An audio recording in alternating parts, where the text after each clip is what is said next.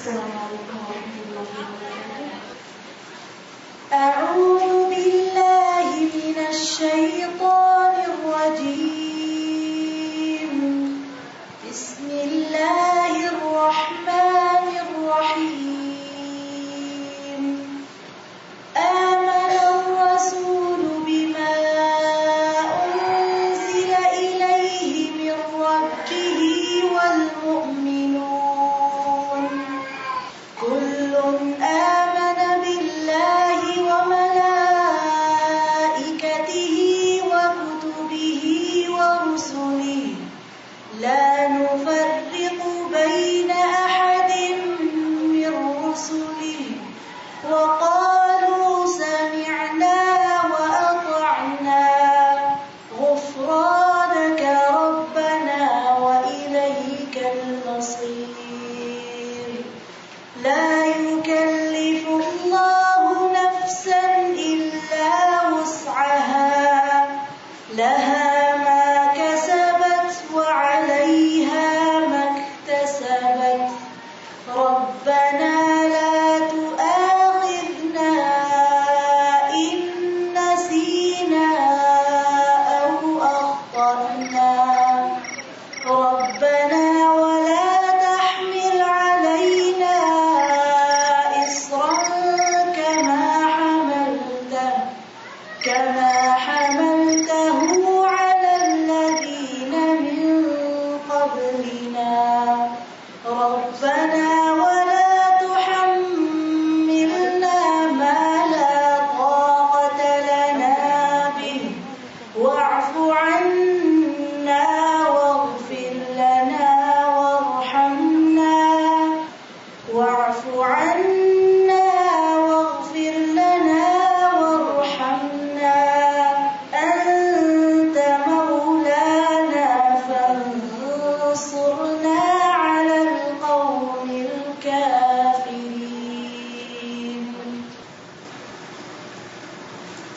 السلام علیکم ورحمۃ اللہ وبرکاتہ.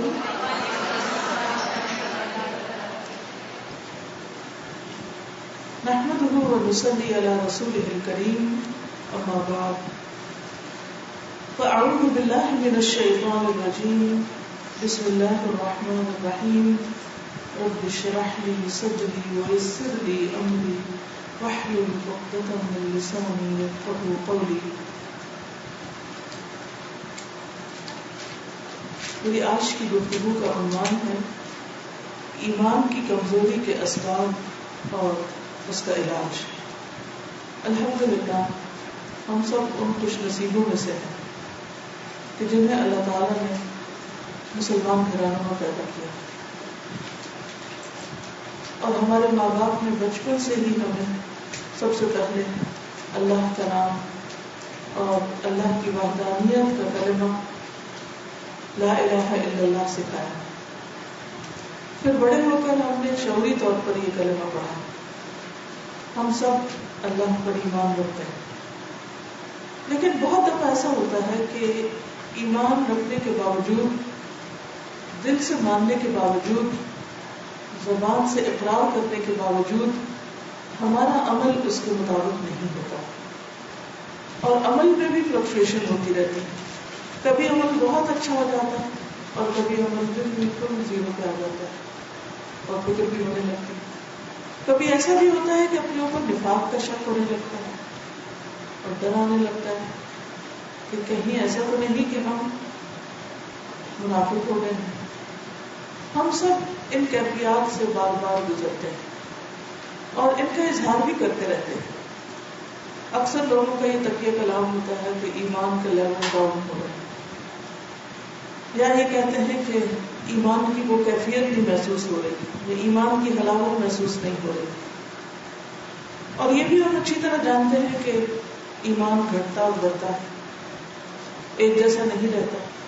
اور اس کا پتہ کیسے چلتا ہے؟ ہمارے عمل کے بدلنے سے. ایمان زیادہ ہوتا ہے تو عمل اچھا ہوتا ہے، ایمان کم ہوتا ہے تو عمل بھی کم ہونے لگتا ہے. تو اس لیے یہ بہت ضروری معلوم ہوتا ہے کہ ہم سب ایمان کی کمزوری کے اسباب کو اچھی طرح جانیں اور ان کا علاج بھی کرتے رہیں. تاکہ جب ہمارے اندر یہ احساس پیدا ہو کہ ہمارا ایمان کمزور ہو رہا ہے تو ہم فوری طور پر فکر کریں اور اس کے علاج کی کوشش کریں، اس کمزوری کو دور کریں۔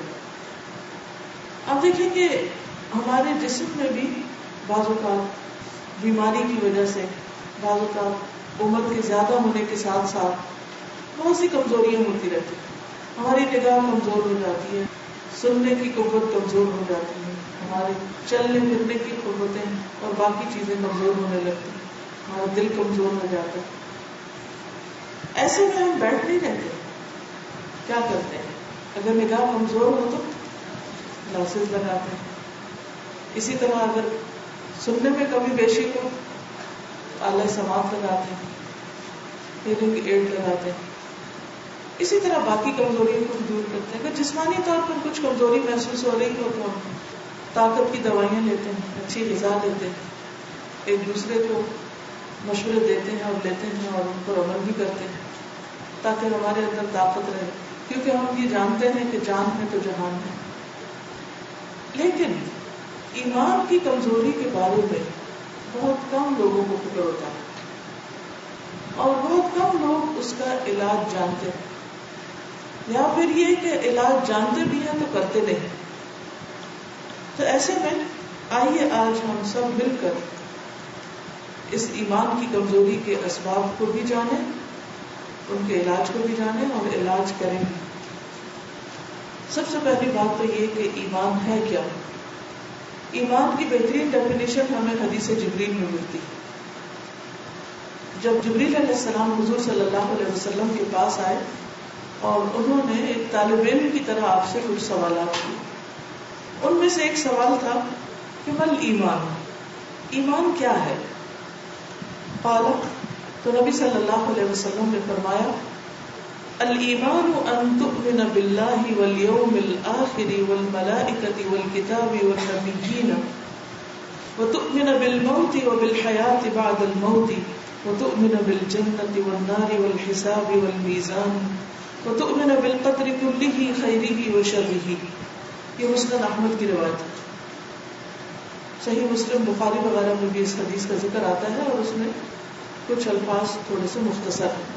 اس ڈیفینیشن کو جو تفصیلاً ہے اس وقت آپ کے سامنے بیان کیا گیا ہے کہ نبی صلی اللہ علیہ وسلم نے فرمایا اللہ پر، یوم آخرت پر، ملائکہ پر، کتابوں پر، نبیوں پر، موت پر اور موت کے بعد کی زندگی پر، جنت اور جہنم، حساب اور میزان اور ہر اچھی بری تقدیر اللہ کی طرف سے ہونے کا یقین ہو۔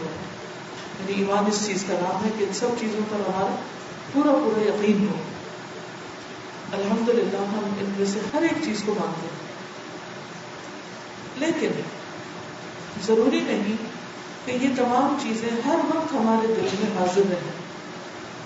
ہمارے کانشیس میں بعض اوقات ہوتی ہے اور بعض اوقات ہم کانشیس میں چلی جاتی ہے اور ہم شعوری طور پر پھر بار بار اس کا اعادہ کرتے ہیں، تکرار کرتے ہیں، ذہن میں لاتے ہیں، سوچتے ہیں، احساس کرتے ہیں، اور ایسا کرتے رہنا چاہیے۔ تو بات یہ ہے کہ ایمان دل میں ایک بیج کی طرح ہوتا ہے کہ جب وہ اندر آتا ہے اور اس کو اچھا دل میسر آتا ہے اور اس کا ماحول بھی اچھا ہوتا ہے، اندرونی اور بیرونی اسباب موافق ہوتے ہیں، تو اس کا پودا بھی عمدہ ہوتا ہے، جڑیں خوب مضبوط ہوتی ہیں اور اس کو پھل پھول بھی لگتے ہیں۔ لیکن اگر ہمارا دل درست نہ ہو، اس کے اندر کچھ کمی بیشی، تو ایمان میں بھی کمزوری آ جاتی ہے۔ نبی صلی اللہ علیہ وسلم نے فرمایا یقیناً ایمان تمہارے پیٹوں میں اس طرح پرانا ہو جاتا ہے جس طرح کپڑا پرانا ہو جاتا ہے۔ یعنی کپڑا پہننے سے، اور بعض اوقات آپ دیکھیے کہ اگر نہ بھی پہنے صرف کہیں رکھا ہوا ہی ہو تو بھی پرانا ہو جاتا ہے۔ سو تم اللہ تعالیٰ سے سوال کیا کرو کہ وہ تمہارے دلوں میں ایمان کی تجدید کرتا ہے۔ ان الایمان لا يخلق في جوف احدكم كما يخلق الثوب فاسألوا الله ان يجدد الايمان في قلوبكم۔ یہ سلسلۃ الاحادیث الصحیحہ میں حدیث آئی ہے۔ تو پہلی چیز جو ہمیں کرنی ہے وہ کیا ہے اللہ سبحانہ وتعالیٰ سے ایمان کی تجدید یعنی ایمان کو نیا کرنے تازہ کرنے کی دعا کہ اللہ تو اسے ہمارے دلوں میں تازہ کر دے, اس کو نیا کر دے. کیونکہ ہر نئی چیز, ہر جدید چیز, اس کے اندر ایک ایکسائٹمنٹ ہوتی ہے, وہ محسوس ہوتی ہے, اس کو ہم اگنور نہیں کر سکتے. پھر ایک اور بات یہ ہے کہ چونکہ ایمان دل میں ہوتا ہے تو خود دل کی حالت بدلتی رہتی ہے. عربی زبان میں دل کو کیا کہتے ہیں؟ قلب. قلب ہے قلب, اور قلب کہتے ہیں الٹ پلٹ ہونے کو. قلب یقلب تقلیب. رسول اللہ صلی اللہ علیہ وسلم نے فرمایا کہ انما سمی القلب من تقلبه, کہ قلب کو قلب اس لیے کہتے ہیں کہ وہ پلٹتا رہتا ہے, ایک حال پہ نہیں رہتا, یعنی مسلسل حرکت میں رہتا ہے. اور یہ بات آپ سب جانتے ہیں, معروف ہے کہ جب ہم سو رہے ہوتے ہیں تو ہماری آنکھیں نہیں دیکھتی, ہمارے کان نہیں سنتے, ہمارے جسم کے باقی اعضاء بھی ٹھہر جاتے ہیں, آرام کرتے ہیں. لیکن قلب جس روز سے کام کر رہا ہے آج تک وہ کبھی سویا نہیں, وہ مسلسل دھڑکتا رہتا ہے. اگر وہ چند لمحے کے لیے بھی اپنا کام کرنا بند ہو جائے تو ہماری زندگی ختم ہو جائے. تو دل مسلسل حرکت میں رہتا ہے, مسلسل پورے جسم کو خون پمپ کرتا رہتا ہے, یعنی اس میں مسلسل تبدیلی ہوتی رہتی ہے. اسی طرح دل کے اندر جو خیالات ہوتے ہیں ان میں بھی تبدیلی آتی رہتی ہے. جس طرح دل کے اندر پایا جانے والا خون ہماری غذا اور ماحول سے مراد جس طرح کی ہم آکسیجن وغیرہ لیتے ہیں, جس طرح کے ماحول میں رہتے ہیں, اس سے اس پر اثر پڑتا ہے. اور اگر خون گندا ہوتا ہے وہ بھی جسم کے اندر اسی طرح کے اثرات رکھتا ہے. اسی طرح دل کی حالت اگر اچھی نہ ہو تو لازماً اس کا اثر ایمان پر بھی پڑتا ہے, اور ایمان کمزور ہو تو دل پر اس کا اثر پڑتا ہے. تو اس لیے نبی صلی اللہ علیہ وسلم نے فرمایا کہ دل کی مثال تو اس پر کسی ہے جو کسی درخت کی جڑ میں پڑا ہوا ہے اور ہوا اسے الٹ پلٹ کرتی رہتی ہے. ہوا اس پر کو الٹ پلٹ کرتی رہتی ہے. یا پتے کو آپ دیکھ لیجئے کہ جیسے درخت سے پتا گر جاتا ہے, ہوا چلے تو کیا ہوتا ہے, ایک جھونکا آتا ہے تو پتے کو ایک طرف پلٹ دیتا ہے, دوسری طرف جھونکا آتا ہے تو پتا واپس کسی اور جگہ پہ چلا جاتا ہے. اسی طرح پر بھی الٹ پلٹ ہوتے رہتے ہیں.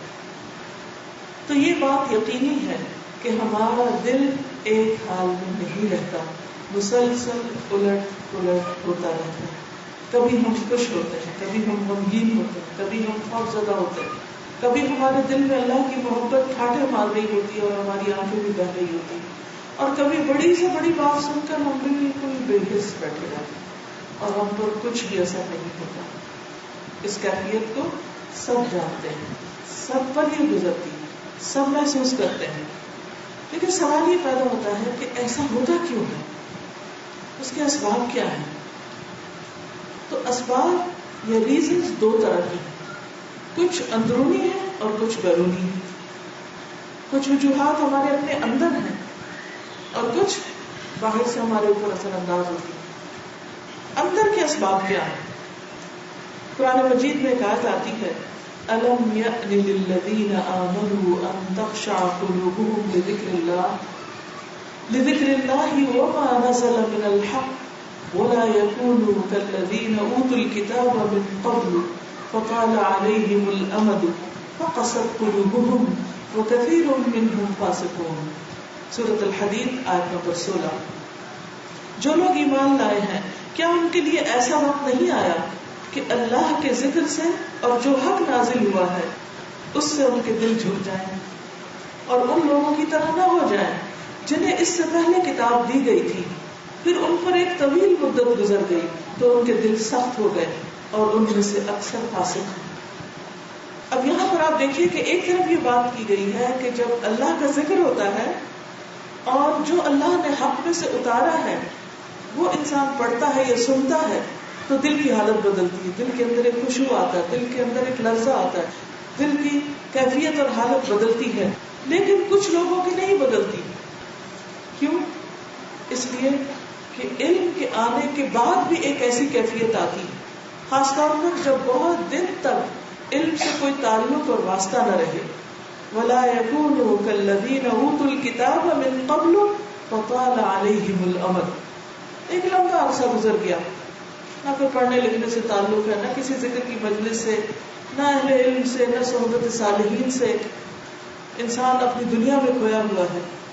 تو اگرچہ اس کے پاس علم ہے، یہ بھی ہو سکتا ہے کہ وہ حافظ قرآن ہو، یہ بھی ہو سکتا ہے کہ وہ معلم قرآن رہا ہو، یہ ہو سکتا ہے کہ اس کو ساری معلومات ہو. جیسے بہت سے لوگ یہ کہتے ہیں نا کہ ہمیں سب پتا ہے، ہم جانتے ہیں، ہمیں معلوم ہے. ہاں واقعی وہ جانتے ہیں، ایسا نہیں کہ وہ نہیں جانتے، لیکن ان کا علم پرانا ہو چکا ہے، ان کا علم ٹھہر چکا ہے، اس پر ایک طویل مدت گزر گئی ہے.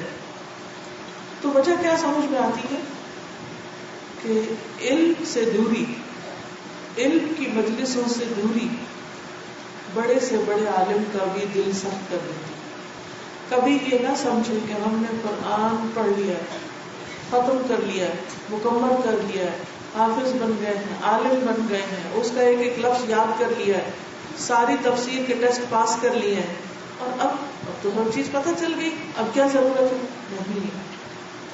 یہ اللہ کی کتاب، وما نزل من الحق، اللہ نے حق میں سے جو نازل کیا ہے، اس کو مسلسل تازہ کرتے رہنے کی ضرورت ہوتی ہے. علم کی مثال پانی کی طرح ہے جو آسمان سے اترا. آپ نے دیکھا ہوگا کہ جب بارش برس رہی ہوتی ہے تو اس وقت وہ بارش کتنی حسین لگتی ہے، اور جب تازی تازی مٹی پہ پڑتی ہے تو اس مٹی کی خوشبو آپ نے دیکھی ہوگی کتنی اچھی ہوتی. بہت دن کے بعد جب بارش ہوتی ہے تو مٹی سے بہت ہی سونی سی خوشبو آتی ہے جو کسی اور چیز سے نہیں آتی، اور آپ اس سے بہت ہی لطف اٹھاتے ہیں. پھر کیا ہوتا ہے، بہت زیادہ بارش ہو جاتی، پانی ٹھہر جاتا ہے، حتیٰ کہ وہ ٹھہرا ہوا پانی اس پر مچھر وغیرہ پلنے لگتے ہیں، کیچڑ سا بننے لگتا ہے. اب کیا ہوتا ہے اسی پانی میں، ہے وہ بھی بارش کا پانی، لیکن جب آپ اس کے پاس سے گزرتے ہیں تو آپ کیسا محسوس کرتے ہیں؟ کیا اس کے اندر سے مٹی کی ویسی خوشبو آتی ہے جیسے تازی بارش کی آتی؟ ہرگز نہیں. وہ سڑے ہوئے پانی کی بو آ رہی ہے، پانی ٹھہرا ہوا ہے، وہ بہہ نہیں رہا، کیونکہ پانی جب چلتا رہتا ہے، بارش تھوڑی تھوڑی بھی برستی رہتی ہے تو اس کا اپنا ایک حسن ہوتا ہے، اس کی اپنی ایک خوبصورتی ہوتی ہے، اور وہ ایک فریشنس اور تازگی کا احساس ہوتا ہے. آپ سوچئے کہ اگر آپ کے شہر میں ہر روز صبح کے وقت تھوڑی سی بہار پڑ جایا کرے، ہلکی پھلکی بارش ہو جایا کرے، تو دن بھر آپ کا موڈ کیسا ہوگا، آپ کا دل کیسا ہوگا، آپ کی کیفیت کیسی ہوگی؟ خوشگوار. آپ بہت ایکٹیو اور چست محسوس کریں گے. لیکن یہی بارش برسات کے موسم میں سستی، بیزاری، تھکاوٹ اور گھبراہٹ کا سبب بن جاتی ہے، کیونکہ وہ اس طریقے پر برستی اور اس طرح پانی ٹھہر جاتا ہے، تو چیزوں کے اندر رچ بس جاتا ہے کہ اس کی وہ کیفیت نہیں ہوتی.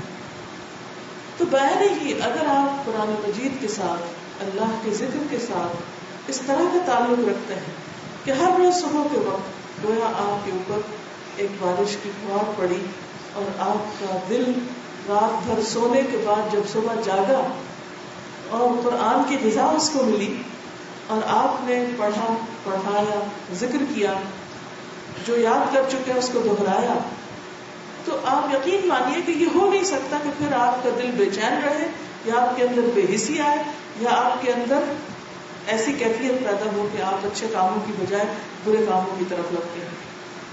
ان قرآن الفجر کان مشہودا، وہ ایسی ڈوز ملتی ہے انسان کو کہ جس سے انسان باقی دن کے لیے اور باقی وقت کے لیے تر و تازہ رہتا ہے. ٹھیک ہے بہت صبح میں بہت کچھ پڑھنے کا وقت نہیں ملتا، تو صبح صبح باقی کام کاج ختم کر کے کسی نہ کسی حلقے کو جوائن کریں، لوگوں کے ساتھ مل بیٹھ کر قرآن مجید کو پڑھیں. یہ ہو نہیں سکتا کہ جب آپ اکٹھے بیٹھ کر اللہ کا ذکر کریں گے تو پھر آپ کے دل کی حالت نہ بدلے. کیسا بھی غم ہو، کیسا بھی خوف ہو، کیسے بھی دکھ اور تکلیف ہو، کیسی بھی پریشانی ہو، لیکن اگر دن کا ایک حصہ آپ قرآن مجید کے پڑھنے اور پڑھانے میں گزارتے ہیں، اس سے یقیناً آپ کے دل کے اوپر اثر پڑتا ہے، یقیناً آپ کا دل بدلتا ہے. اس میں آپ دیکھیے کہ مختلف طرح کے لوگ ہوتے ہیں. ایک وہ ہوتے ہیں کہ جن کو پتہ چلتا جاتا ہے کہیں ذکر کی مجلس ہے تو وہ دوڑتے ہوئے پہنچتے ہیں، اور وقت سے پہلے پہنچتے ہیں اور آگے بیٹھنے کی کوشش کرتے ہیں اور پوری توجہ کے ساتھ سنتے ہیں اور انہیں ادھر ادھر کی کوئی فکر نہیں ہوتی کہ کوئی کیا کر رہا ہے. انہیں بس اس سے غرض ہوتی ہے کہ جو چیز لینے آئے وہ مل جائے اور پوری مل جائے. اور ایک وہ ہوتے ہیں جو آتے تو ہیں مگر دیر سے آتے ہیں, پیچھے ہی بیٹھ جاتے ہیں اور تھوڑا سا سنتے ہیں اور تھوڑا ادھر ادھر دیکھتے ہیں اور تھوڑا کبھی دھیان اندر آتا ہے کبھی باہر جاتا ہے, ان کو بھی کچھ نہ کچھ مل جاتا ہے. اور کچھ ایسے ہوتے ہیں کہ جو جھانک کر چلے جاتے ہیں, یا اگر ان کو پتا چلے تو وہ کہتے ہیں یہ کیا بتائیں گے, یہ باتیں تو ہم نے پہلے بھی سن رکھی ہیں, ہمیں سب کچھ پتا ہے, ہم جانتے ہیں, اور کیا چاہیے. جو پہلے پتا وہ تھوڑا, اور جتنا زیادہ سیکھیں گے اتنا زیادہ امتحان ہوگا, تو بہتر ہے نہ ہی سیکھیں.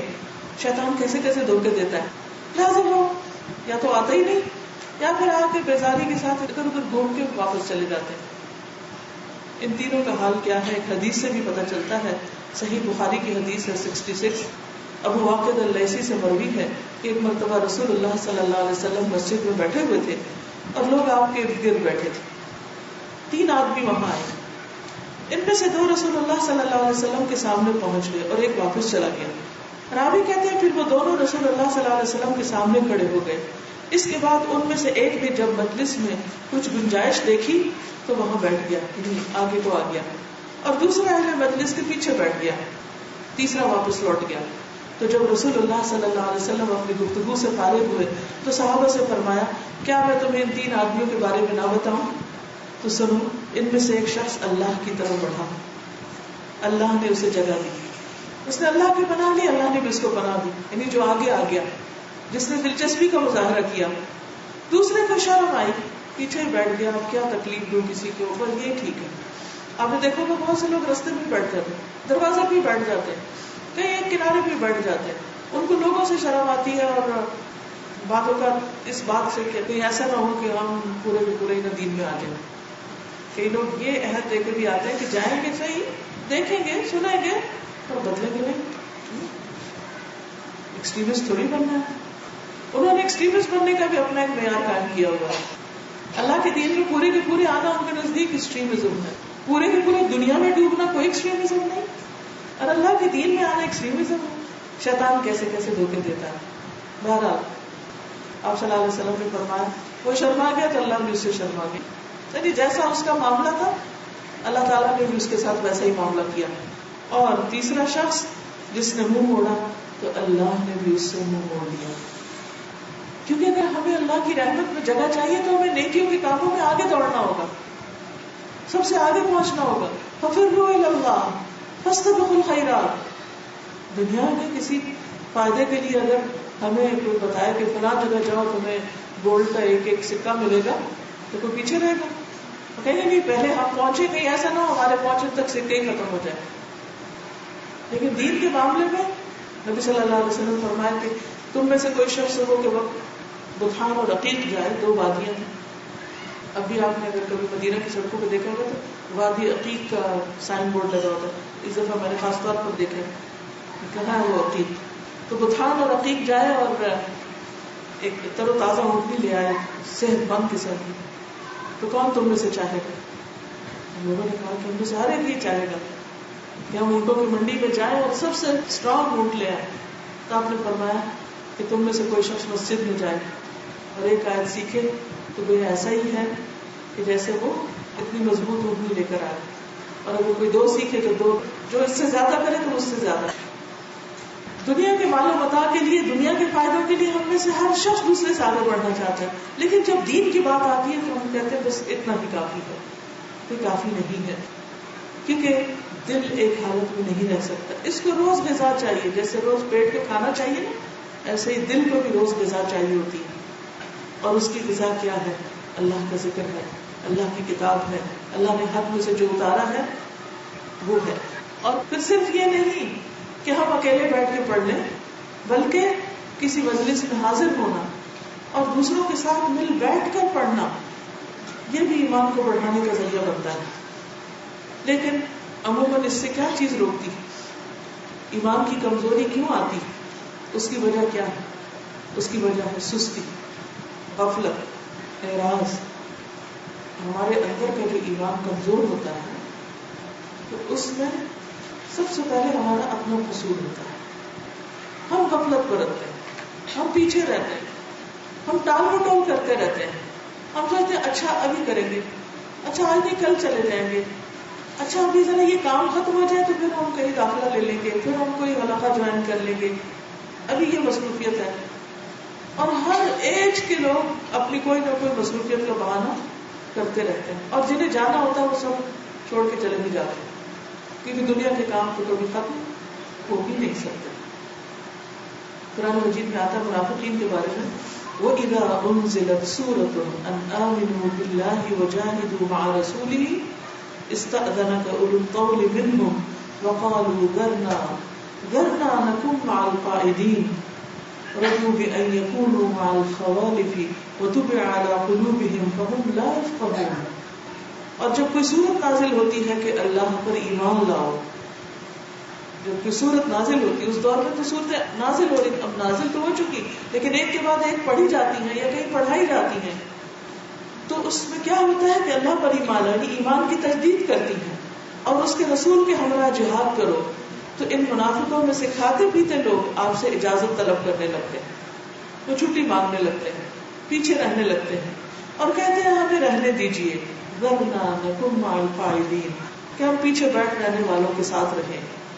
ان لوگوں نے پیچھے رہنے والوں میں شامل ہونا پسند کیا اور ان کے دلوں پر مہر لگا دی گئی, لہٰذا اب وہ کچھ نہیں سمجھتے.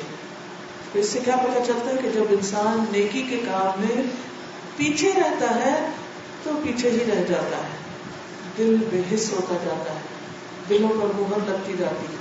پھر ایسے دلوں کے ساتھ اللہ کی بات سمجھ بھی نہیں آتی, ذکر کی مجلسوں میں دل بھی نہیں لگتا, قرآن سمجھ نہیں آتا اور اس کا کچھ شوق بھی باقی نہیں رہتا. اس لیے جب بھی پتہ چلے کسی خیر و بھلائی کی بات کا تو آگے بڑھ کر اس کو لینا چاہیے, لیکن اس لینے میں محنت ہوگی, کوشش کرنا ہوگی, گرمی سردی میں نکلنا ہوگا, محنت کرنی پڑے گی, اور جو محنت کر جائے گا وہ کامیاب ہو جائے گا. ایک اور جگہ پر آتا ہے وَمَنْ أَظْلَمُ مِمَّنْ ذُكِّرَ بِآيَاتِ رَبِّهِ فَأَعْرَضَ عَنْهَا وَنَسِيَ مَا قَدَّمَتْ يَدَاهُ إِنَّا جَعَلْنَا عَلَى قُلُوبِهِمْ أَكِنَّةً أَنْ يَفْقَهُوهُ وَفِي آذَانِهِمْ وَقْرًا وَإِنْ تَدْعُهُمْ إِلَى الْهُدَى فَلَنْ يَهْتَدُوا إِذًا أَبَدًا. سورۃ الکہف 57. اس شخص سے بڑھ کر ظالم کون ہوگا جسے اللہ کی آیات سے نصیحت کی جائے, جسے اللہ کی آیات سنا کر نصیحت کی جائے اور وہ ان سے منہ پھیر لے, ان میں کوئی دلچسپی نہ لے, سنی اور سنی کر دے, منہ موڑ کر چلا جائے اور اپنے وہ سب کام بھول جائے جو اس نے آگے بھیجے ہیں, یعنی اپنے گناہوں کے بارے میں بھی بے حس ہو جائے, اپنے اعمال کے بارے میں بے خبر رہے. ایسے لوگوں کے دلوں پر ہم نے پردے ڈال دیے کہ وہ قرآن کو سمجھ ہی نہیں سکتے, پھر انہیں سمجھ نہیں آتا اور ان کے کانوں میں گرانی ہے, اور اگر آپ انہیں سیدھے رستے کی طرف بلائیں تو وہ کبھی بھی اس راہ پر نہیں آئیں گے.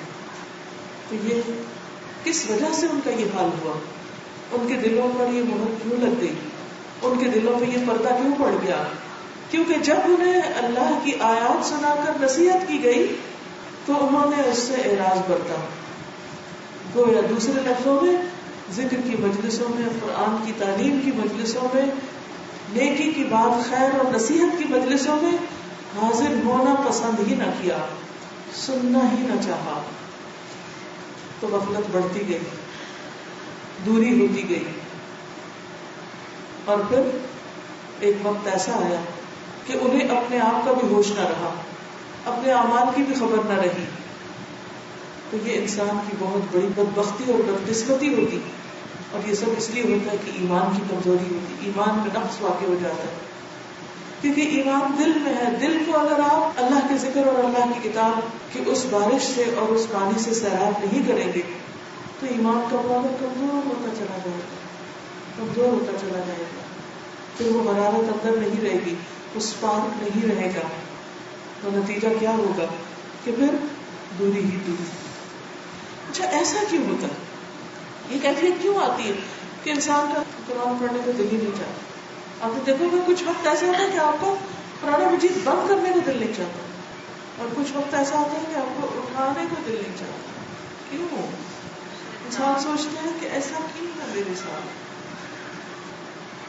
ہم سب اس کیفیت سے گزرتے ہیں. بعض اوقات اس کی وجہ کوئی گناہ ہوتا ہے ہمارا. ہم گناہ کر چکے ہوتے ہیں اور ہم کو احساس ہی نہیں ہوتا اور اس پر توبہ ہی نہیں کرتے. اور یہ ہمیں معلوم ہے سب سے زیادہ گناہ کہاں سے ہوتے ہیں؟ زبان میں. بعض اوقات انسان انجانے میں بے سوچے سمجھے ایک ایسا کلمہ منہ سے نکالتا ہے کہ جس کو اس نے سوچا ہی نہیں ہوتا اور اس بات کی وجہ سے وہ جہنم کی گہرائی میں جاتا ہے.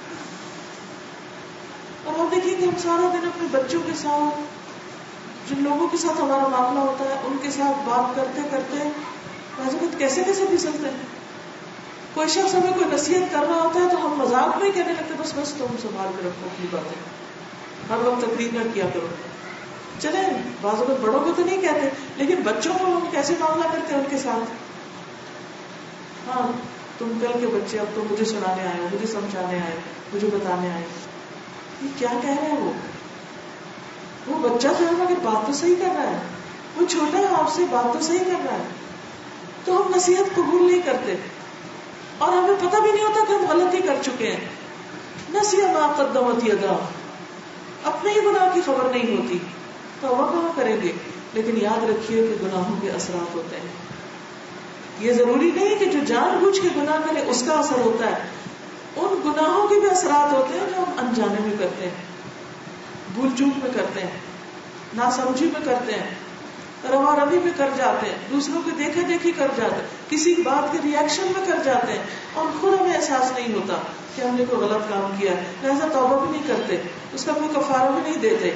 لیکن یہ یاد رکھیے کہ اس کی وجہ سے کوئی نہ کوئی اور نیکی کا کام چھوٹ جاتا ہے, نیکی کے مواقع سے محروم ہو جاتے ہیں. کبھی تہجد چھوٹ جاتی, کبھی صدقہ خیرات کرنے کو دل نہیں چاہتے, کبھی صلہ رحمی نہیں کرنا چاہتے, کبھی قرآن کا پڑھنا پڑھانا چھوٹ جاتا ہے.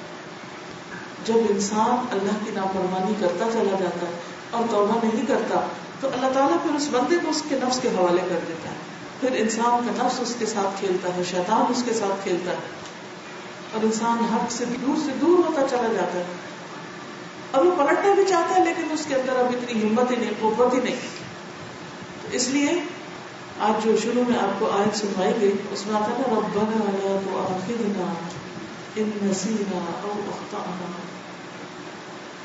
اللہ کو ہمیں نہ پکڑنا, ہمارا مواخذہ نہ کرنا اگر ہم بھول گئے یا ہم نے جان بوجھ کے کوئی غلطی کی, تو ہماری خطاؤں کو بھول چوک کو بھی معاف کر دے.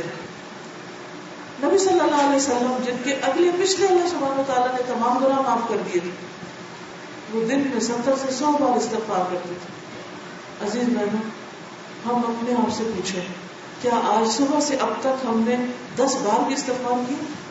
اور ایسے کتنے ہی دن ہوتے ہیں کہ جب ہم بھول جاتے ہیں, ہمیں وقت ہی نہیں ہوتا, موقع ہی نہیں ہوتا, ہم استغفار ہی نہیں کرتے. اور بعض اوقات استغفار بھی کر رہے ہوتے ہیں تو کیسے کریں, استغفر اللہ استغفر اللہ استغفر اللہ استغفر اللہ استغفر اللہ, 100 پورا کرنا استغفر اللہ استغفر اللہ. کیا کہا, کچھ پتہ نہیں کیا کہا. ایک دفعہ دل سے یہ احساس ہوتا کہ ہم گناہوں کی معافی مانگیں. آنکھ میں آنسو آتا ہی نہیں, بس تسبیح پڑھ کے پوری کر کے رکھ دیتے, 100 پورے ہو گئے, سنت پوری ہو گئی. کہ نبی صلی اللہ علیہ وسلم 70 سے 100 بار کرتے تھے, ہم نے بھی کر لیا. یہ کافی نہیں ہوتا, گناہوں پر ندامت ضروری ہے. بعض اوقات ہم کہتے ہیں ہم نے کیا گناہ کیا, پتہ نہیں کون سا گناہ, پتہ نہیں کون سا, ہمیں پتہ ہونا چاہیے. چلے اگر ہم اتنے بے شعور ہیں کہ ہمیں اپنے گناہ کا ہی نہیں پتا, پھر بھی توبہ کرنی چاہیے. مثلا جب ہم اپنے اوقات میں اوقات کو ضائع کرتے ہیں, وقت کو ضائع کرتے ہیں, کوئی مفید کام نہیں کرتے, اللہ کا ذکر نہیں کرتے, کیا یہ گناہ نہیں کہ اللہ کی ایک نعمت کو ضائع کر دیا؟ نعمتوں کا ضیاع بھی تو ایک ناشکری ہے نا, تو ناشکری کیا گناہ نہیں؟ تو ہم کتنے ہی دن میں لمحات ایسے آتے ہیں, ایسے بیکار بیٹھ کے سوچے جاتے ہیں, لیٹ کے سوچتے ہوتے ہیں, کچھ پتہ نہیں کیا سوچے, کچھ پتہ نہیں کیا کر رہے ہیں. یعنی بعض اوقات غلط کام نہیں بھی کرتے، حرام کام نہیں بھی کرتے، کوئی گناہ کی بات نہیں بھی کرتے، لیکن کچھ نہ کرنا بھی غلط ہے، وقت کا ضائع کرنا بھی غلط ہے، اس کا کوئی احساس ہی نہیں ہوتا ہمیں. بعض اوقات فضول لوگ گفتگو میں ہوتے ہیں، بعض اوقات کچھ بھی نہیں کر رہے ہوتے، بس ایسی سستی. تو یہ سستی بھی ایک جرم ہے. نبی صلی اللہ علیہ وسلم نے اس سے پناہ مانگی تھی، اللہم انی اعوذ بک من الہم والحزن والعجز والکسل والجبن والبخل وغلبۃ الدین وقہر الرجال. دن میں کم از کم ایک دفعہ یہ دعا ضرور پڑھنی چاہیے. پھر آپ دیکھیے کہ رسول اللہ صلی اللہ علیہ وسلم نے فرمایا کہ گناہ دلوں پر غالب آنے والا ہے، یعنی گناہ کے اثرات دل پر ضرور پڑتے ہیں. حضرت علی بن ابی طالب سے روایت ہے کہ رسول اللہ صلی اللہ علیہ وسلم نے فرمایا، چاند کے سامنے آنے والی بدلی کی طرح ہر دل پر گناہوں کی بدلی چھا جاتی. یعنی رات کو 14ویں کا چاند بھی چڑھا ہوا ہو، رات آپ نے شاید منظر دیکھا ہو، کافی بڑا تھا چاند، لیکن آگے بادل آئے ہوئے تھے تو پوری طرح ویزیبل نہیں تھا. دل یہی چاہ رہا تھا کہ ذرا یہ ہٹ جائے تو اچھے سے دیکھ پائے. تو بہرحال آپ نے فرمایا کہ جیسے چاند چمک رہا ہوتا ہے اور اچانک اس کے سامنے بدلی آ جاتی ہے اور وہ تاریک ہو جاتا ہے، کچھ نظر نہیں آتا. جب بدلی سامنے سے ہٹ جاتی ہے تو وہ روشن ہو جاتا ہے. یہی معاملہ دل کا ہے. جب ہم گناہ کرتے ہیں تو کیا ہوتا ہے، وہ چمکتے دل کے سامنے ایک بادل سا آ جاتا ہے، ایک غبار سا آ جاتا ہے. اور پھر جب ہم توبہ استغفار کرتے ہیں، آنسو بہاتے ہیں، اللہ کے آگے روتے ہیں، برائی کو بھلائی سے دور کرتے ہیں، غلطی ہو گئی، کوتاہی ہو گئی، کچھ بھی ضائع ہو گیا، اس کے بعد ہم دوبارہ کچھ اچھا کرنے لگتے ہیں، تو پھر کیا ہوتا ہے، دل صاف ہونے لگتا ہے. یعنی جیسے بادل سے بارش نکلتی ہے تو آسمان صاف ہوتا ہے، اور اس کے بعد جو کچھ نظر آتا ہے وہ پہلے سے بھی زیادہ. تو اسی طرح جب بھی یہ محسوس ہو کہ دل بوجھل ہو رہا ہے اور دل لگ نہیں رہا، تو پھر کیا کرنا چاہیے، کوشش کر کے اللہ سے رو کر توبہ استغفار کر کے دعا کرنی چاہیے، تاکہ آنسو کی اس بارش سے دل کا غم، جو غمام ہوتا ہے وہ بادل کو کہتے ہیں، تو غم بھی اسی سے. تو جو دل کے اندر ایک بھاری پن کی کیفیت ہوتی ہے، غم کی یا ایک دھندلے پن کی، اس کے لیے رونا ضروری ہوتا ہے، اس کے لیے استغفار ضروری ہوتا ہے.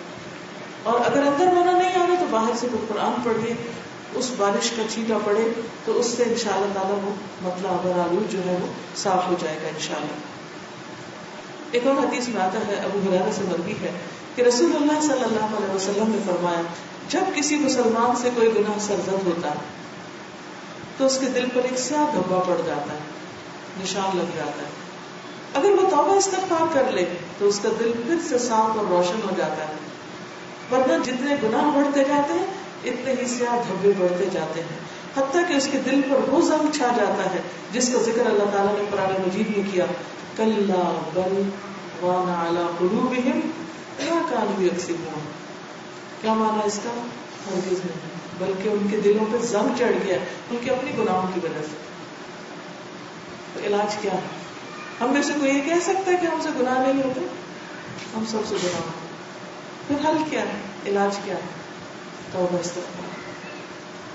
پھر اسی طرح خواتین کا ایک جو بڑا اہم مسئلہ ہوتا ہے وہ ہے پیریڈز کے دن، جب آپ نماز نہیں پڑھتے، جب بچہ پیدا ہوتا ہے نفاس کی حالت، بہت دنوں تک آپ اس طریقے پر عبادت نہیں کر سکتے.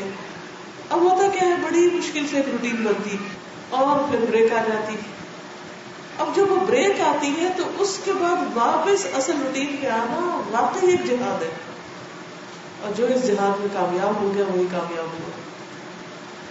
تو ان دنوں میں بھی اللہ کا ذکر کثرت سے کرنا چاہیے. یہ ہے حال اس کا. آپ نماز نہیں پڑھ رہے، آپ اور عبادت نہیں کر رہے، لیکن ذکر سے کوئی چیز نہیں مانے. بہت سے لوگ، بہت سی بہنیں سوال کرتے رہتی، اچھا پیریڈز کے دنوں میں ہم دروشی پڑھ سکتے ہیں، اچھا ہم تسبیح کر سکتے ہیں، اچھا ہم ذکر کر سکتے ہیں، قرآن سن سکتے ہیں، سب کچھ کر سکتے ہیں، اس نماز نہیں پڑھنے کو. تو اللہ کے ذکر سے دوری دلوں کی سختی کا باعث بنتی ہے. قرآن مجید میں اللہ تعالیٰ فرماتے ہیں وَلَا تَكُونُوا كَالَّذِينَ نَسُوا اللَّهَ فَأَنسَاهُمْ أَنفُسَهُمْ أُولَٰئِكَ هُمُ الْفَاسِقُونَ. اور ان لوگوں کی طرح نہ ہو جاؤ جو اللہ کو بھول گئے، تو اللہ نے انہیں ایسا بلایا کہ وہ اپنے آپ کو بھی بھول گئے. یہی لوگ فاسق ہیں. نبی صلی اللہ علیہ وسلم نے فرمایا مثل الذی یذکر ربہ والذی لا یذکر ربہ مثل الحی والمیت. نبی صلی اللہ علیہ وسلم نے فرمایا اس شخص کی مثال جو اپنے رب کو یاد کرتا ہے اور جو اپنے رب کو یاد نہیں کرتا زندہ اور مردہ جیسے. اب رب کو یاد کرنا ہم عہد بھی کرتے ہیں اور کرتے بھی رہتے ہیں، کبھی کوئی تصویر پڑھتے ہیں، کبھی کچھ کرتے ہیں، لیکن رینڈملی ہوتا ہے، کبھی کچھ پڑھ لے، کبھی کچھ یاد رہتا ہے، کبھی کچھ نہیں رہتا. اس کا بڑا اچھا طریقہ یہ ہے کہ اگر آپ کو ایسے اسٹکرز مل جائیں جن پر مختلف تسبیحات لکھی ہوئی ہوں، جیسے ایک پر لکھا ہو سبحان اللہ وبحمدہ سبحان اللہ العظیم، ایک پر لا الہ الا انت سبحانک انی کنت من الظالمین، ایک پر لا الہ الا اللہ وحدہ لا شریک لہ لہ الملک ولہ الحمد وہو علی کل شیء قدیر، ایک پر لا حول ولا قوۃ الا باللہ العلی العظیم، وغیرہ وغیرہ. جتنی بھی تسبیحات ہیں وہ اگر گھر کے مختلف حصوں میں لگا دیے جائیں اور جو ہی آپ وہاں سے گزرے تو آپ کو ریمائنڈر ہو جائے. کیونکہ اس کا مجھے بہت زیادہ فائدہ ہوا. خاص طور پر آپ نے دیکھا ہوگا کہ مکہ میں جب آپ جاتے ہیں یا سفر کرتے ہیں تو راستے میں وہ ریمائنڈر آتے جاتے ہیں اذکر اللہ اور اللہ کی تسبیح کرو، کبھی کوئی ریمائنڈر کبھی کوئی ریمائنڈر. اور آپ نے دیکھا ہوگا کبھی ایسا نہیں ہوا کہ ہم پہلے سے کچھ کر رہے ہوں، وہ جب سامنے آتا ہے تو ہمیں تو پھر شروع کر دیتے ہیں. اچھا پھر کوئی بات چھوڑی، پھر بھول گئے، پھر اگلا ریمائنڈر ہے پھر شروع کر دیتے ہیں، پھر بھول گئے پھر شروع ہو جاتے ہیں. چلیے ٹھیک ہے الحمدللہ کہ جنہوں نے آپ کے لیے انتظام کیا سڑکوں پہ، لیکن ہم ہر وقت سڑک پر تو نہیں ہوتے، ہم اپنے گھروں میں ہوتے ہیں. تو گھروں کے اندر ریمائنڈر لگائیے. ابھی عمرے پر جب تھی تو جہاں پر ہم ٹھہرے ہوئے تھے حرم سے نکل کر جب ہم جاتے تھے تو ہوٹل کی انٹرنس میں ہر پلر پر ایک سٹیکر لگا ہوا تھا. تو وہ اتنا اچھا لگتا تھا کہ میں ہر ایک پلر سے دوسرے تک وہ تسبیح کرتی، جب اگلا پلر آتا نیا ذکر آ جاتا پھر وہ شروع کر دیتی، پھر اگلا آتا پھر. تو وہ ہر دفعہ میرے دل کی خوشی میں اضافہ ہو جاتا. ورنہ کیا ہوتا ہے کہ جب آپ مسجد سے آؤ تو تھکے ہوئے ہوتے ہیں اور آپ مشکل سے قدم اٹھا رہے ہوتے ہیں کہ اچھا آپ پہنچے منزل تک اور آرام کریں، لیکن جب اللہ کا ذکر سامنے آتا ہے اور آپ ذکر شروع کر دیتے ہیں تو خود بخود مسکرانے لگتے ہیں اور آپ کی تھکاوٹ دور ہو جاتی ہے اور آپ فریش ہو جاتے ہیں. تو اللہ کا ذکر جو ہے وہ دلوں کو زندگی بخشتا ہے. نبی صلی اللہ علیہ وسلم کے پاس جب حضرت فاطمہ رضی اللہ تعالیٰ عنہا آئی غلام کے لیے کہ وہ کام کر کر کے تھک جاتی ہیں، تو آپ نے ان کو کیا دیا؟ تسبیحات، جن کو ہم کیا کہتے ہیں تسبیحات فاطمہ. وہ انہی کے نام سے منسوب ہو گئی کیونکہ انہی کی تو گھر ہمیں بھی ملی. تب آپ دیکھیے کہ ہم میں سے کتنے لوگ ہیں جو رات بستر پہ پڑھ کے یا تھکاوٹ کے وقت یہ تسبیحات ہی رکھتے ہیں، بھول جاتے ہیں، پھر ہمارے اندر ایک اریٹیشن پیدا ہوتی ہے، غصہ کرنے لگتے ہیں. چائے نہیں بھولتی، چائے پی لیتے ہیں، پیناڈول کھا لیتے ہیں، لیکن تسبیحات پڑھنا شیطان بھلوا دیتا ہے. حل کیا ہے؟ علاج کیا ہے؟ ایسے بھولے ہوئے زندگی بسر کر دیں گے؟ نہیں. اگر آپ کو اللہ نے ایک پین دیا ہے اور ایک کاغذ کا ٹکڑا دیا ہے، اسٹکی نوٹ ہے آپ کے پاس، آپ جا کے خود لکھ کے اپنے بابرکت ہاتھوں سے خود ہی لگا دیجیے، تو انشاءاللہ آپ دیکھیں گے کہ پھر آپ نہیں بھولیں گے اور روز کی روز آپ کو یاد دہانی ہوتی رہے گی.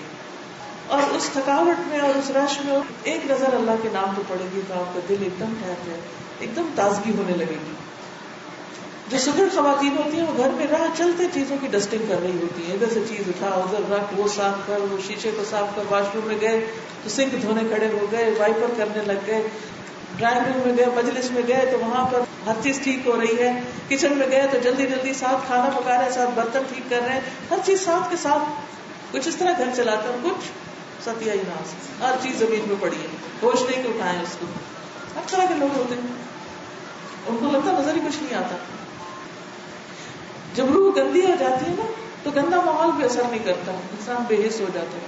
میں کہتے پڑا نہیں، کیا فرق پڑتا ہے، اٹھ جائے گا، آ جائے گا، اور پھر اس کی بھی عادت ہو جاتی ہے. تو اسی طرح جیسے دنیا کے کاموں میں آپ تیزی کرتے ہیں اور جلدی جلدی ہر چیز کو چمکاتے ہیں، ایسے دل کو روز چمکائیے اور ساتھ کے ساتھ چمکائیے. ادھر ایک ذکر، ادھر ایک ذکر، ادھر ایک ذکر، اس طرح کچھ بھی نہیں انشاءاللہ بھولے گا. ہم نے پچھلے دنوں ایک کارڈ چھاپا تھا ذکر الہی کے نام سے، اگر آپ لوگوں کے پاس وہ ہے، ورنہ انٹرنیٹ سے بھی آپ ڈاؤن لوڈ کر کے اس کا پرنٹ نکال کے بھی آپ کہیں لگا سکتے ہیں. ایسی جگہ جہاں آپ کو زیادہ دیر بیٹھنا پڑے، انتظار کرنا پڑے، تو پھر آپ کے سارے اذکار پورے ہو جائیں گے انشاءاللہ تعالی. صرف تھوڑی سی ایفرٹ کرنے کی اور ایک طریقہ اختیار کرنے کی دیر ہے، کیونکہ ایمان کو کمزور نہیں ہونے دینا، ساتھ کے ساتھ اس کے اوپر کام کرنا ہے. پھر اسی طرح جب انسان نیکی کے کام سے پیچھے رہتا ہے تو انسان کا ایمان کمزور ہوتا ہے، دل میں غفلت آتی، سستی ہوتی. عبداللہ بن عمر اور ابو ہریرہ دونوں روایت کرتے ہیں کہ انہوں نے نبی صلی اللہ علیہ وسلم کو منبر کی سیڑھیوں پر فرماتے ہوئے سنا، یعنی آپ سیڑھی پر چڑھ رہے تھے، لوگ جمعہ کی نماز چھوڑنے سے باز آ جائیں ورنہ اللہ تعالیٰ ان کے دلوں پر مہر لگا دیں گے، پھر وہ غافلوں میں سے ہو جائیں گے.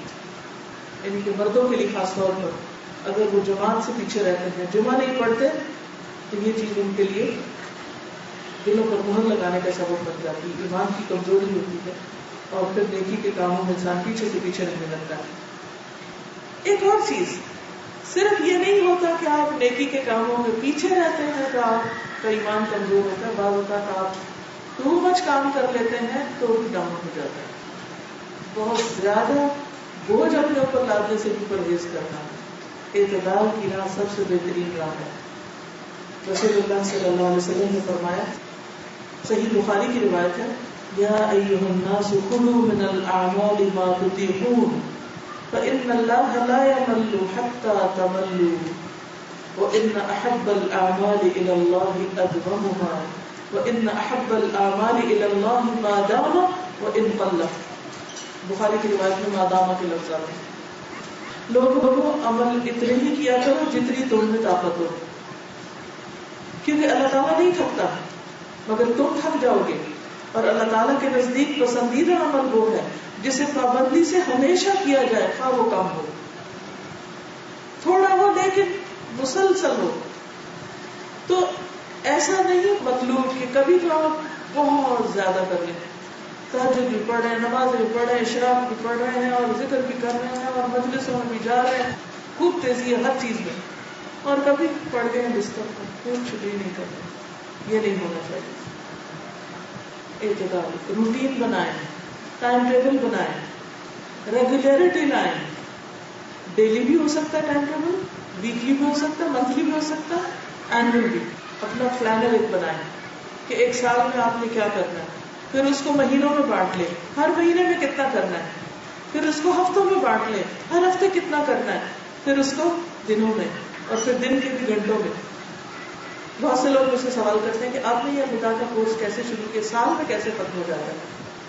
اس کا آغاز بھی ایسے ہوا تھا کہ میں نے پورے سال کا ایک پلانر بنایا تھا کہ قرآن مجید میں کتنے پارے، کتنے جز ہیں، ہر جز میں تقریباً کتنے رکوع ہیں، کتنی آیتیں ہیں، اور کل کتنے دن ہیں سال کے، اور کتنے لیسن بننے چاہیے، اور کتنے دن چھٹی ہو سکتی ہے، اور کتنے دن کتنا.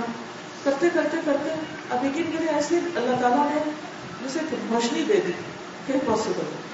اور اللہ کے فضل و کرم سے آج 18واں سال ہے اللہ کی رحمت اور برکت سے کہ اسی طریقے پر بہت سی بچیاں پورے ایک سال میں وہ کورس مکمل کر لیتے ہیں، کیونکہ وہ پورا ٹائم ٹیبل بنا ہوا ہے. ایک کورس 1 جنوری کو شروع ہوتا ہے، اگر 1 جنوری کو چھٹی ہو تو 2 کو شروع ہو جاتا ہے، اور پھر اس کو 25 دسمبر کو ختم ہونا ہے. ان 2 کے بیچ میں جتنے دن ہے اس میں پورا کام ڈیوائڈیڈ ہے، اور ہر روز آپ نے آ کے اتنا کام کرنا ہے. اگر ایک سال اپنے ساتھ کمٹمنٹ کر لیں کہ ہر روز اتنا کرنا ہے تو انشاءاللہ تعالیٰ آپ اس کام کو مکمل کر لیں. اسی طرح آپ ضروری نہیں کہ نظام میں ہی آ کے پڑھنے یا وہیں داخلہ لیں اور کوئی آپ کو پلانر بنا کے دے. آپ اپنے حالات کے مطابق خود اپنے لیے پلان کریں کہ اس ایک سال میں مجھے صحیح بخاری مکمل کرنی ہے. مثلا اب پوری بخاری کو دیکھ لیں، مثلا پیجز دیکھ لیں، کل پیجز کتنے ہیں، ابواب کتنے ہیں، کون سی چیز کتنی، مجھے ہر روز کتنا کام کرنا ہوگا. کیا میں ہر روز کر سکتی ہوں کہ ہفتے کے 4 دن کر سکتی ہوں، یا 5 دن کر سکتی ہوں، یا 3 دن کر سکتی ہوں، یا صرف 2 دن، یا صرف 1 دن. اگر آپ ہفتے میں 1 دن بھی مطلوبہ صفحات پڑھتے رہیں گے تو آپ دیکھیں گے سال کے آخر میں ایک بڑا حصہ کور ہو چکا ہوگا. الحمدللہ اس طریقے پر میں نے کئی کتابیں مکمل کی ہیں، صرف روزانہ کے 2 صفحے، بس 2 صفحے، اس سے زیادہ نہیں. وقت ہو بھی تو نہیں کیونکہ اور کچھ کام کرنے ہیں، اور اس کی اتنی برکت ہوتی ہے. لیکن چھوڑنا نہیں، کچھ ہو جائے چھوڑنا نہیں. وہ کرتے کرتے کرتے کتابوں پہ کتابیں ختم ہو جاتی. ورنہ پتہ کیا ہوتا ہے، وہ جب میں گھر میں کتابیں دیکھتی ہوں نا خرید کے لا کے رکھی ہوئی اور وہ بڑی نہیں ہوتی تو ہر دفعہ شرمندہ کرتی ہیں کیوں لا کے رکھی تھی. کچھ لوگ کتابیں کو خرید لیتے ہیں، لائبریری بھی بڑی عمدہ بناتے ہیں، بہترین قسم کی لکڑی لگا کے اور عمدہ ڈیزائن اور بہت شاندار قسم کی لائبریری، لیکن کتابیں بیچاری ان ٹچ نئی کی نئی پڑی رہتی ہیں. ایسی لائبریریوں کو دیکھ کر مجھے غور آتا ہے ان کا کیا بنے گا. یہ ہر روز دیکھ رہی ہیں نا، یعنی کہ گواہی دیں گی نا قیامت کے دن، دیواریں بھی اور ہر چیز. وہ کیوں نہیں ختم ہوئی، وہ کیوں نہیں پڑھی گئی، وہ کیوں نہیں دیکھی گئی؟ کیونکہ ہم نے کوئی پلان ہی نہیں بنایا. تو کیا کرنا چاہیے؟ چاہے ایک کتاب لے لیں، چھوٹی سی لے لیں، پہلے یہ عادت ڈالیں کہ ہر روز کرنا ہے. چلے ہر روز نہیں ہو سکتا کیونکہ مجھے ایک دن یہ کرنا ہوتا ہے ایک دن یہ، ٹھیک ہے نہ کریں ہر روز. اپنے آپ سے خود پوچھیں کتنا کر سکتی ہوں، ٹرائی. اگر اتنا نہیں ہوا یا آپ کہتے زیادہ ہو سکتا ہے تو ٹیسٹنگ کر کے پھر آپ اصل تک پہنچیں گے اتنا ہو سکتا ہے، پھر آپ جم جائیں گے. تار پیڈو کے بارے میں آپ کو پتا ہوگا، پتا ہے کسی کو کیا ہوتا ہے تار پیڈو؟ سب مریض کو پتا کیا ہوتی ہے؟ پانی کے اندر ہوتی ہے. تو جب اس پہ اٹیک کیا جاتا ہے تو اس کو تلاش کرتے ہیں کس کے ذریعے؟ تار پیڈو کے ذریعے. اچھا وہ جس سے وہ تار کے ساتھ ہوتا ہے وہ الگ، وہ جب اس کو پھینکتے ہیں نا سمندر تو اپنی جو انٹیلیجنس ہوتی ہے اس کے ساتھ وہ ایک چیز سے جا کے ٹکراتا ہے، وہ سمجھتا ہے یہ میرا ہدف. پھر وہ دیکھتا نہیں یہ نہیں، پھر اس کے بعد وہ دوسری چیز کی طرف جاتا ہے، دوسرے وقت کہتا ہے یہ نہیں یہ بھی نہیں، پھر تیسری، پھر چوتھی، حتیٰ کہ وہ اپنے نشانے تک پہنچ جاتا ہے. اب یہ جتنی بھی جگہ پہ غلط جگہ جا کے ٹکرایا اور اس نے سمجھا کہ یہ ہے میرا نشانہ، تو وہ بھی اس کی کوشش ضائع نہیں ہوئی، کیونکہ اصل تک پہنچنے کے لیے اس کو یہ سارے تجربے کرنے تھے. اور اگر وہ کہے نہیں کوئی نہیں ملنا، کچھ نہیں ہونا، فائدہ نہیں، بعض اوقات آپ کو اپنی منزل پانے کے لیے بہت زیادہ ٹکریں کھانی پڑتی ہیں، بہت سی غلطیاں آپ سے ہوتی ہیں، بہت سا وقت ضائع ہو جاتا ہے، لیکن وہ سارا آپ کے تجربے میں شامل ہوتا رہتا ہے، وہ ضائع نہیں ہوتا حتیٰ کہ آپ اپنے نشانے کو پہنچ جاتے ہیں. آپ دیکھیں کہ موسیٰ علیہ السلام کیسی کیسی منزلوں سے گزرے، جو قرآن مجید پڑھ چکے ہیں سب کو معلوم ہے. کہاں پیدا ہوئے، کہاں ان کو اٹھایا گیا اس باسکٹ سے، پھر کس طرح ان کی ماں کے پاس لایا گیا، کس طرح وہ کہاں پلے بڑھے، پھر کس طرح وہ گھر سے نکلے اور کس طرح ان کے ہاتھوں قتل خطا ہوا، اور پھر کس طرح وہ ملک چھوڑ کے چلے گئے، اور پھر کئی سال وہ بکریاں چراتے رہے. یہ سب کیا ہو رہا تھا؟ بظاہر یہ لگ رہا تھا نا کہ یہ 40 سال ضائع ہو رہے ہیں، یہ ضائع نہیں ہو رہے تھے، یہ ساری تیاری ہو رہی تھی. کس کام کی؟ اس کام کی کہ جس کے لیے اللہ نے ان کو چنا تھا. فرمایا قد جئت علی قدری یا موسیٰ اور واصطنعتک لنفسی، میں نے تجھے اپنے کام کا بنا لی. انسان بعض اوقات زندگی میں اتنی ٹھوکریں کھاتا ہے، اتنی اس کی کٹائی ہوتی ہے، اتنی اس کی گڑائی ہوتی ہے کہ ایک وقت آتا ہے کہ اللہ کے کام کا بنتا ہے. اس وقت کا انتظار کیجیے، لیکن اس سے پہلے مختلف چیزیں ٹرائی کرتے رہیں. جہد مسلسل چاہیے. اس دل کو بھی قرار نہیں آئے گا جب تک اس کو صحیح غذا نہیں ملے گی اور صحیح نشانے پہ جا کے نہیں بیٹھے گی، اور آپ کو اپنی زندگی کا صحیح مقصد اور اپنی صلاحیتوں کو صحیح طور پر پہچاننے کا موقع نہیں جب تک ملے گا. جب تک آپ وہ کام نہیں کریں گے جس کے لیے اللہ نے آپ کو خاص صلاحیتیں دی تو آپ کبھی بھی چین نہیں پا سکتے. ہاں جب آپ کو منزل مل جائے گی جس کے لیے آپ کو تیار کیا گیا اور آپ وہ کام کرنا شروع کر دیں گے تو انشاءاللہ آپ کے ایمان میں پھر ہر روز اضافہ ہی ہوتا چلا جائے گا. لیکن اس کے لیے باقاعدہ کوشش، جہد مسلسل. ایسی چیزیں بائی چانس نہیں ملتی، ان کے لیے محنت کرنی پڑتی، تو پابندی کے ساتھ کام. عبداللہ بن عمرو بن العاص کہتے ہیں کہ مجھ سے نبی صلی اللہ علیہ وسلم نے پوچھا کیا یہ خبر صحیح ہے کہ تم رات بھر عبادت کرتے اور پھر دن میں روزہ بھی رکھتے؟ میں نے کہا جی ہاں میں ایسا کرتا ہوں. آپ نے فرمایا لیکن اگر تم ایسا کرو گے تو تمہاری آنکھیں بیٹھ جائیں گی اور تمہاری جان ناتمام ہو جائے گی، نبھا نہیں سکو گے ہمیشہ. بڑھاپے میں پھر انسان ایسا نہیں کر سکتا رہے. تو اس سے کیا پتہ چلتا ہے کہ نیکی کے کام میں بھی اتنی ہائٹ پر یا ہائٹ پہ نہیں جائیں کہ جس سے ریٹائرمنٹ میں آپ ڈپریشن میں چلے جائیں. نہیں، ڈپریشن میں نہیں جانا، تھوڑا تھوڑا کیونکہ مسلسل کرتے رہیں. اور ہم نے دیکھا ہوگا کہ جو کام ہم کرتے رہتے ہیں نا اس میں ایکسرسائز کرتے رہتے ہیں تو مسلز اسٹرانگ ہوتے رہتے ہیں. لیکن کب؟ جب آپ اس پیس پہ کرتے ہیں جس پہ کرنی چاہیے.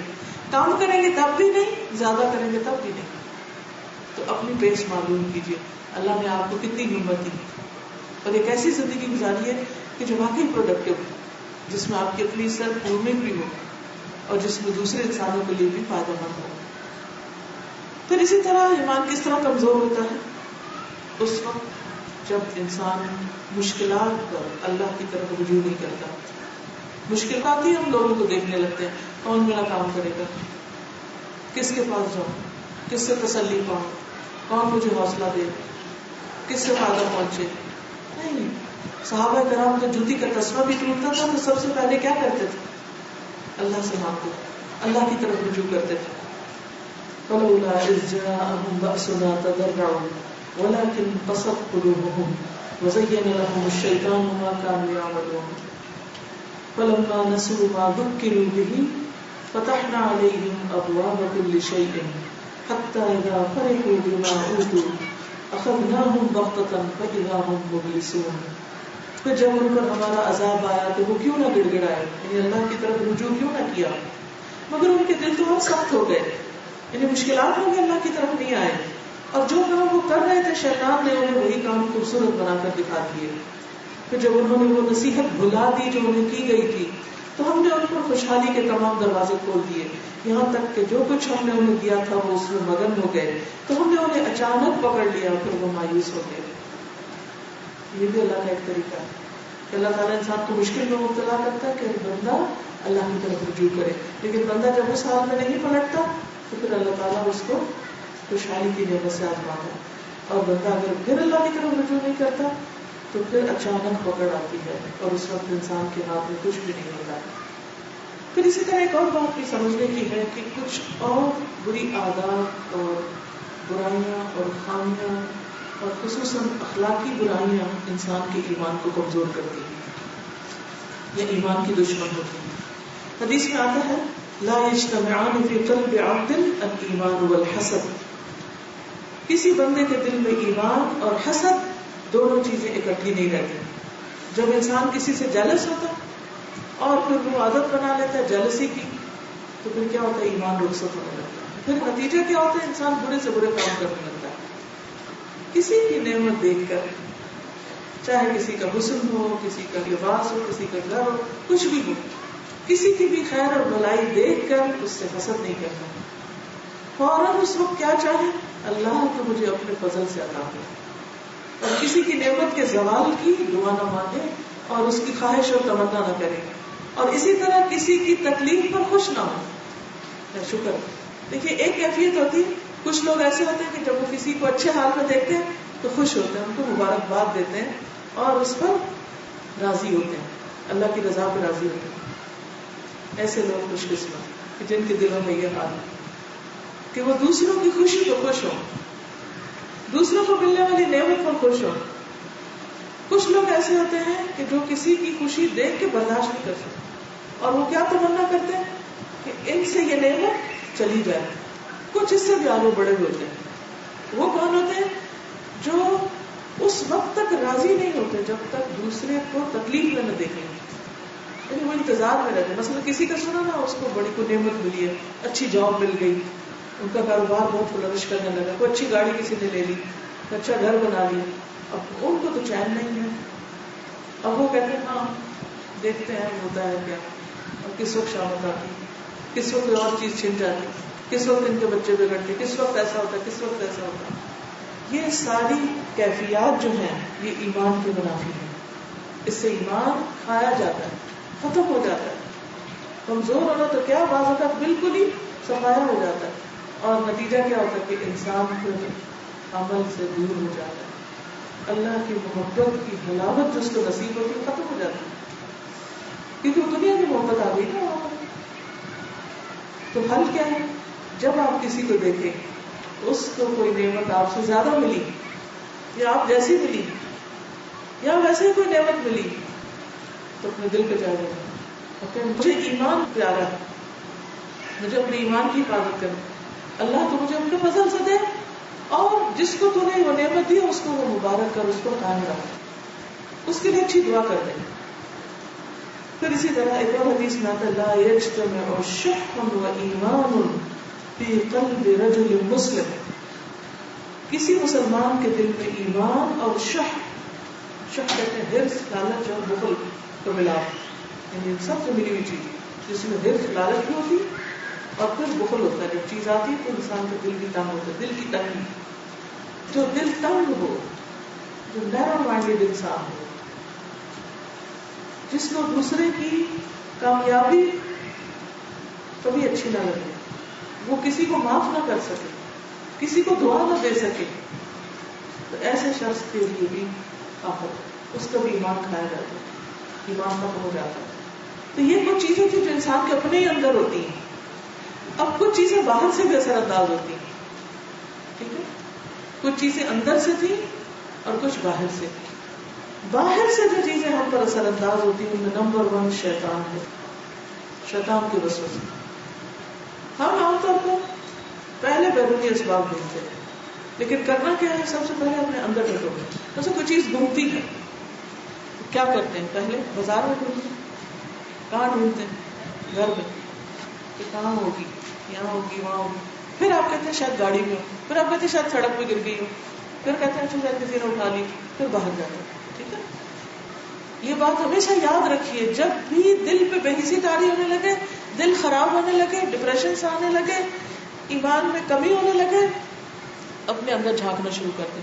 کسی سے جیلس تو نہیں، کسی کے ساتھ برا سلوک تو نہیں کیا، کسی کو ہرٹ تو نہیں کیا، کسی کی ضرورت پوری کرنے سے پیچھے تو نہیں ہٹ گئی. کیوں ایسا ہوا؟ نماز قضا ہو جائے، تہجد چھٹ جائیں، خیر و بھلائی کو دل نہ چاہے، اپنے اندر پہلے جاؤ، میں نے غلطی کہاں کی، میری کوتاہی کہاں. قرآن مجید میں آتا ہے ما اصابکم من مصیبت فبما کسبت ایدیکم. یہ آیت تو آتی ہے نا، ما اصابکم من مصیبت فبما کسبت ایدیکم. جب تم کو کوئی مصیبت آتی ہے تو اپنے ہی ہاتھوں کی کمائی سے آتی ہے. پہلی غلطی اپنی ہوتی. اگر شیطان بھی آتا تو ہم نے اس کو جگہ دی ہوتی ہے، نہیں آ سکتا ایسا. وہ تو ہر وقت تاک میں لگا رہتا ہے. جب دیکھتا ہے کہ انسان غافل ہو گئے تو اندر آ جاتا ہے، اور جب انسان اللہ کا ذکر کرتا ہے تو شیطان بھی کدھر جاتا ہے، بھاگ جاتا ہے. ٹھیک ہے نا. تو پہلے اپنے اندر کے اسباب کو دیکھنا ہے، پھر باہر دیکھنا ہے. شیطان نے کہا تھا قال فبما اغويتني لاقعدن لهم صراطك المستقيم ثم لآتينهم من بين ايديهم ومن خلفهم وعن ايمانهم وعن شمائلهم ولا تجد اكثرهم شاكرين. تو نے مجھے گمراہ کیا تو میں بھی تیرے سیدھے راستے پر بیٹھ رہوں گا. پھر انسانوں کو آگے سے، پیچھے سے، دائیں سے، بائیں سے، ہر طرف سے گھیروں گا اور اپنی راہ پہ ڈال دوں گا، اور تو ان میں سے اکثریت کا شکر گزار نہ پائے گا. تو سب سے پہلی چیز شیطان کے وسوسے کی علامت ناشکراپن. انسان راضی نہیں، جو نعمت اس کو ملی وہ نظر ہی نہیں آتی، خوشیاں ختم ہو جاتی. کیونکہ جو شکر گزار دل ہوتا ہے ہمیشہ خوش رہتا ہے، کیونکہ اس کو احساس ہوتا ہے مجھے کچھ ملا ہوا ہے. تو جس کو یہ احساس ہو کہ مجھے کچھ ملا ہوا ہے وہ لازماً خوش ہوگا. تو جب آپ بیزار ہو اور اپنے آپ پہ غصہ آ رہا ہو اور کوئی چیز اچھی نہ لگتی ہو اور کوئی چیز انجوائے نہ کریں تو کیا ہوگا؟ نہ لوگ اچھے لگے، نہ کھانا اچھا لگے، نہ کپڑا اچھا لگے، نہ کوئی اور کام اچھا لگے، کسی چیز پہ چین ہی نہیں، راضی نہیں. کیا ہے؟ نہ شکراپن ہے. اللہ نے نعمتیں چاروں طرف بکھیر دی ہیں، کیوں نہیں نظر آتی؟ شیطان دیکھنے نہیں دے رہا. فوراً اس کے پردے سے باہر نکلنے کی کوشش کریں، کیونکہ شیطان آنکھوں کے آگے پردہ ڈال دیتا ہے اور پھر انسان کو اللہ کی نعمتیں بھلوا دیتا ہے. پھر اسی طرح دنیا کی محبت. جب ہم دوسروں کے پاس دنیا کا مال و متاع دیکھتے ہیں، دنیا کی ترقی دیکھتے ہیں تو میرا دل اس میں کھو جاتا ہے اور ہم غمگین ہو جاتے ہیں. کبھی ہو نہیں سکتا کہ آپ دنیا دار لوگوں کے بیچ میں بیٹھیں اور غم زدہ ہو کر نہ اٹھیں. لازمی ایسے ہوگا. اور یہ ہو نہیں سکتا کہ آپ اللہ والے کے بیچ میں بیٹھیں اور اللہ کا ذکر کریں اور آپ خوش ہو کر نہ اٹھیں. چاہے آپ کو کچھ بھی نہ ملے، کوئی دنیا کی چیز نہیں مل رہی آپ کو، لیکن آپ کو دل کی ایک ایسی راحت سکون اور خوشی ملتی ہے کہ جو ہر چیز اس پہ قربان ہے. اور جب آپ دنیا میں اپنے سے اوپر والوں کے ساتھ ملتے ہیں تو آپ کو حقیر طور پر دیکھتے ہیں, آپ کو اپنے سے چھوٹا دیکھتے ہیں, کبھی آپ کا مذاق اڑاتے ہیں, کبھی آپ کو کوئی تانا سنا دیتے ہیں, کبھی آپ کو ذلیل کرتے ہیں, اور پھر آپ کے دل کا حال کیا ہوتا ہے. ان دونوں کیفیات کو یاد کریں, سوچیں کہاں سے اٹھے تھے تو دل بوجھل لے کے اٹھے, اور کہاں سے اٹھے تو جو بوجھل لے کے گئے تھے وہ بھی ہلکا ہو گیا اور خوش خوش باہر نکلے. بہت بڑا فرق ہے, لیکن ہم نہیں سمجھتے. جن کے دلوں میں تقویٰ ہوتا ہے, اللہ کی سچی محبت ہوتی ہے, وہ انسانوں کی قدر کرتے ہیں, وہ انسانوں سے محبت کرتے ہیں, وہ انسانوں کو ان کی غلطیوں کے باوجود قبول کرتے ہیں, وہ انسانوں کے لیے ججمنٹل نہیں ہوتے, وہ ان کے لیے بڑا دل رکھتے ہیں. ایسے لوگوں کے پاس آپ بیٹھتے ہیں تو آپ سوچتے ہیں اچھا میں سمجھتے تھے کہ پتہ نہیں میرے بارے میں کیا سوچیں گے, لیکن ایسا تو کسی نے کچھ نہیں سوچا. آپ ان کے شر سے محفوظ ہوتے ہیں, وہ آپ کو تانے نہیں دیتے, وہ شکر نہیں کرتے, وہ شکایتیں لے کے نہیں بیٹھتے, وہ شکر گزار ہوتے ہیں. آپ انہیں کچھ بھی نہ دیں تب بھی وہ شکر گزار ہوں گے, لیکن دنیا دار لوگ آپ انہیں اپنا سب کچھ بھی دیتے تو شکر گزار نہیں, کیونکہ ان کی حرص اور لالچ بڑی ہوئی. نبی صلی اللہ علیہ وسلم کو کیوں کہا گیا وَاصْبِرْ نَفْسَكَ مَعَ الَّذِينَ يَدْعُونَ رَبَّهُمْ بِالْغَدَاةِ وَالْعَشِيِّ وَلَا تَعْدُ عَيْنَاكَ عَنْهُمْ تُرِيدُ زِينَةَ الْحَيَاةِ الدُّنْيَا وَلَا تُطِعْ مَنْ أَغْفَلْنَا قَلْبَهُ عَنْ ذِكْرِنَا وَاتَّبَعَ هَوَاهُ وَكَانَ أَمْرُهُ فُرُطًا. سورۃ کہف کی آیت ہے, جمعے کو پڑھتے ہوں گے. آپ صلی اللہ علیہ وسلم سے فرمایا جا رہا ہے کہ آپ اپنے آپ کو جوڑ کے رکھیں, جما کے رکھیں. کن کے ساتھ؟ ان لوگوں کے ساتھ جو اپنے رب کو صبح شام پکارتے ہیں, ان کی مجلس میں بیٹھے, ان کے ساتھ بیٹھے, ان کی کمپنی اختیار کریں. یہ ایمان کی کمزوری کا علاج ہے. ان کی کمپنی پہ بیٹھیں گے تو کیا ہوگا, ایک دم ایمان اوپر ہوگا, اور ان سے آپ کی نگاہیں نہ پھریں, یعنی ان کو اگنور نہیں کرنا, اور ان لوگوں کی اطاعت نہ کریں جن کے دلوں میں ہم نے غافل کر دیا. وَلَا تُطِعْ مَنْ أَغْفَلْنَا قَلْبَهُ عَنْ ذِكْرِنَا, اس کی پیروی نہیں کرنی جس کا دل ہمارے ذکر سے غافل ہے, جس کو اللہ کی یاد نہیں آتی, اور وہ اپنی خواہشات کے پیچھے دوڑ رہا ہے, ایک کے بعد ایک خواہش, ایک کے بعد ایک خواہش, اور اس کے معاملات بکھرے ہوئے ہیں, یہ بھی کر لوں, وہ بھی کر لوں, بڑی بڑی تمنائیں, آرزویں, بڑی بڑی پلاننگ کرتا کراتا کچھ بھی نہیں, ہاتھ میں اس کے کچھ بھی نہیں. تو جو لوگ خود ملخبت ذہن کے ہوتے ہیں, پراگندہ حال ہوتے ہیں, فوکس نہیں ہوتے, زندگی میں کوئی مقصد نہیں, تو آپ کو بھی بے مقصد بنا دیتے ہیں. ایسی بری صحبت سے بچنا چاہیے. اچھی کمپنی, اللہ کی یاد رکھنے والوں کی کمپنی, یہ بہت ضروری ہے. پھر آپ دیکھیں کہ جب دنیا والوں کے پاس آپ بیٹھتے ہیں اور دنیا کی محبت دل میں آتی ہے تو پھر بھی انسان کا دل بوجھل ہوتا ہے.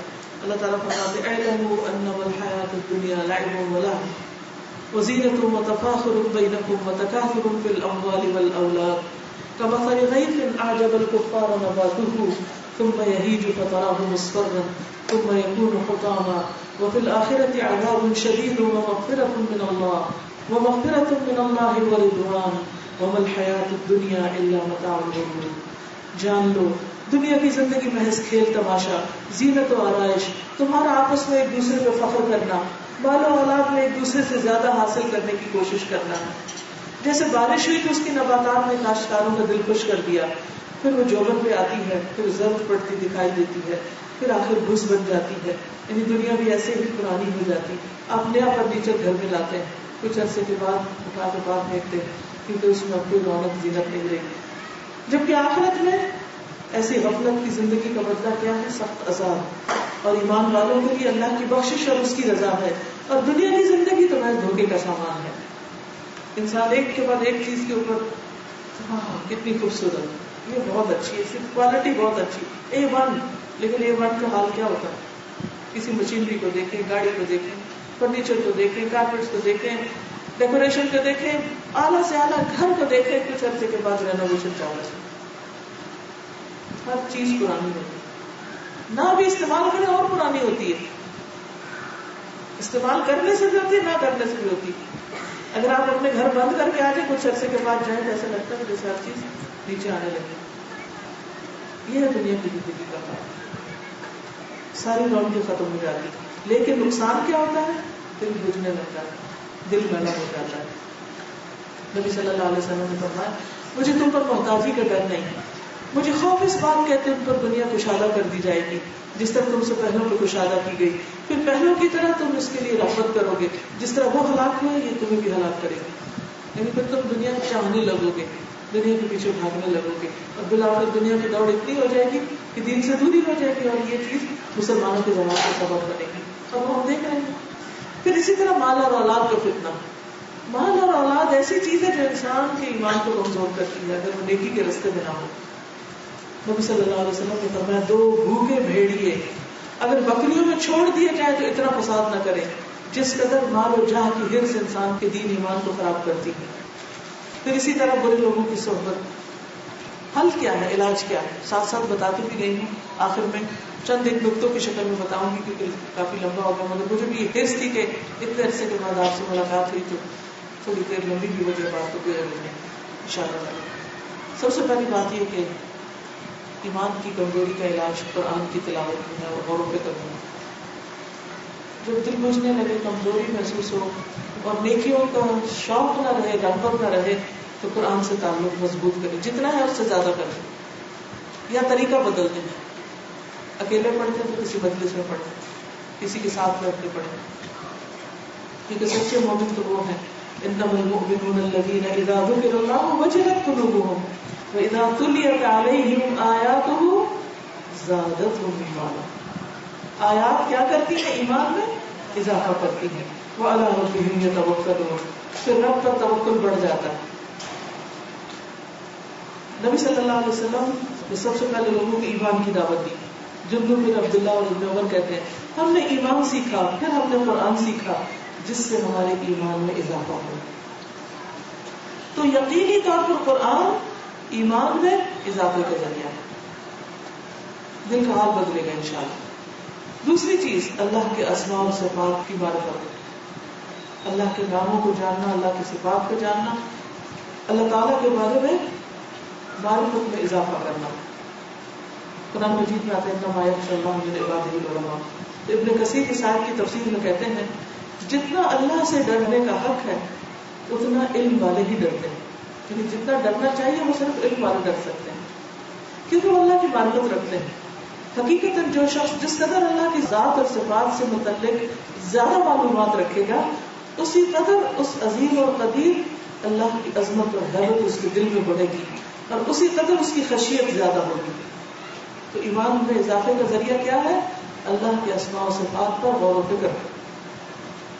تو آپ کوئی بھی ایسی سیریز یا پڑھیں یا سنیں یا جانیں یا کسی حلقے کو جوائن کریں جہاں اللہ کے ناموں پر بات ہوتی, اللہ کی صفات کا ذکر ہوتا, تو ہر صفت کو پڑھ کر آپ کے ایمان میں انشاءاللہ اضافہ ہوگا, ڈگری اور بڑھ جائیں گے انشاءاللہ. کیونکہ حدیث میں آتا ہے نا کہ ان للہ 99 اسما 100 الا واحدہ من احصاها دخل الجنہ. اللہ تعالیٰ کے 99 نام ہے, یعنی 1 کم 100. جو شخص ان سب کو محفوظ کر لے گا وہ جنت میں داخل ہوگا. محفوظ کرنے کا مطلب کیا ہے کہ ان کو زبانی صرف رٹ کے یاد کر کے نظر رشید پڑھنا نہیں, بلکہ انہیں غور و فکر کر کے ان کا احساء احاطہ کرنا کہ مطلب کیا ہے اس کا, ہمارا رب کون ہے, کیسا ہے. تو انشاءاللہ اس سے ایمان میں اضافہ ہوگا. ان کی اہمیت اگر آپ سمجھے, ان کے ذریعے اللہ کو پکارے. دوسری چیز نبی صلی اللہ علیہ وسلم کی سیرت کا مطالعہ, کیونکہ آپ کی زندگی میں آپ کی مجلس اور آپ کی محفل اور آپ کے آس پاس رہنا ایمان میں اضافے کا ذریعہ تھا, اور آپ کے بعد آپ کی معرفت, آپ کون تھے, آپ کے اخلاق, آپ کے معاملات کیسے تھے, آپ کے لوگوں کے ساتھ تعلقات کیسے تھے. یہ ہو نہیں سکتا کہ آپ سیرت کے واقعات پڑھیں اور آپ کے آنسو نہ نکلیں, ہو نہیں سکتا. لازماً آپ کا ایمان بڑھے گا. عربی میں ایسی کتابیں موجود ہیں جیسے سیرت کے اوپر قصص ہیں, کتابیں ہیں, چھوٹی چھوٹی واقعات ہیں. صحابہ کی سیرت ہو, نبی صلی اللہ علیہ وسلم کی سیرت ہو, نیک لوگوں کے حالات اور واقعات ہوں, ان کو پڑھنے سے ایمان ایک دم اور بڑھ جاتا ہے. اس کا مطالعہ خود بھی کیجیے یا ایسی مجالس کو جوائن کیجیے. سلف صالحین کی سیرت کا مطالعہ, کیونکہ اللہ تعالیٰ نے نبی صلی اللہ علیہ وسلم کو پچھلے رسولوں کے حالات کیوں سنائے, کیا وجہ بتائی قرآن مجید میں. وَكُلًّا نَقُصُّ عَلَيْكَ مِنْ أَنْبَاءِ الرُّسُلِ مَا نُثَبِّتُ بِهِ فُؤَادَكَ وَجَاءَكَ فِي هَٰذِهِ الْحَقُّ وَمَوْعِظَةً وَذِكْرَىٰ لِلْمُؤْمِنِينَ. اب ہم رسولوں کے حالات کی ایک خبر تم کو اس لیے بیان کرتے ہیں کہ اس کے ذریعے تمہارے دل کو مضبوط کریں, قرآن مجید میں جو واقعات بیان ہوئے ہیں وہ دلوں کو مضبوط کرنے کے لیے. ٹھیک ہے وہ تو آپ قرآن مجید میں پڑھ لیں گے، لیکن صحابہ کے حالات، اسلامی شخصیات کے، نیک لوگوں کے، صراط الذین انعمت علیہم، انشاءاللہ اس کے ذریعے آپ کا ایمان بہت مضبوط ہوگا.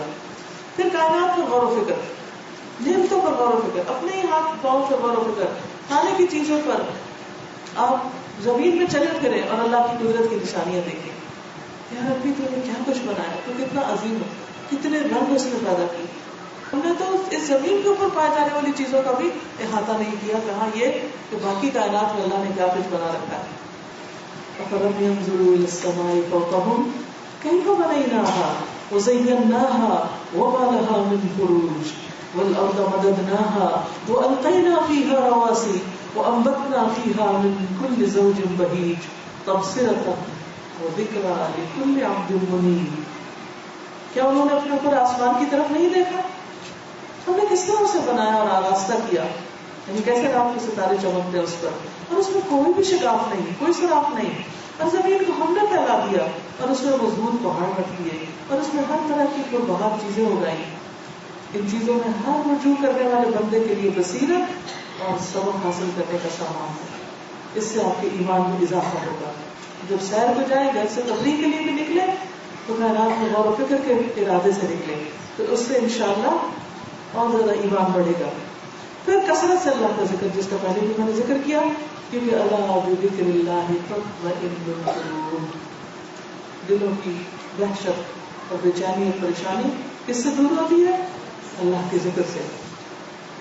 اور بندہ جب تنہائی میں اللہ کو یاد کرتا ہے تو اللہ تعالیٰ اکیلے میں یاد کرتے، جب سب کے بیچ میں یاد کرتے تو اللہ تعالیٰ اس سے بہتر مجلس میں، یعنی فرشتوں کے مجلس میں اس بندے کا ذکر کرتے ہیں. پھر نیک کام، نیک کام انسان کو اللہ کے قرب عطا کرتے ہیں، ایمان میں اضافے کا ذریعہ بنتے ہیں.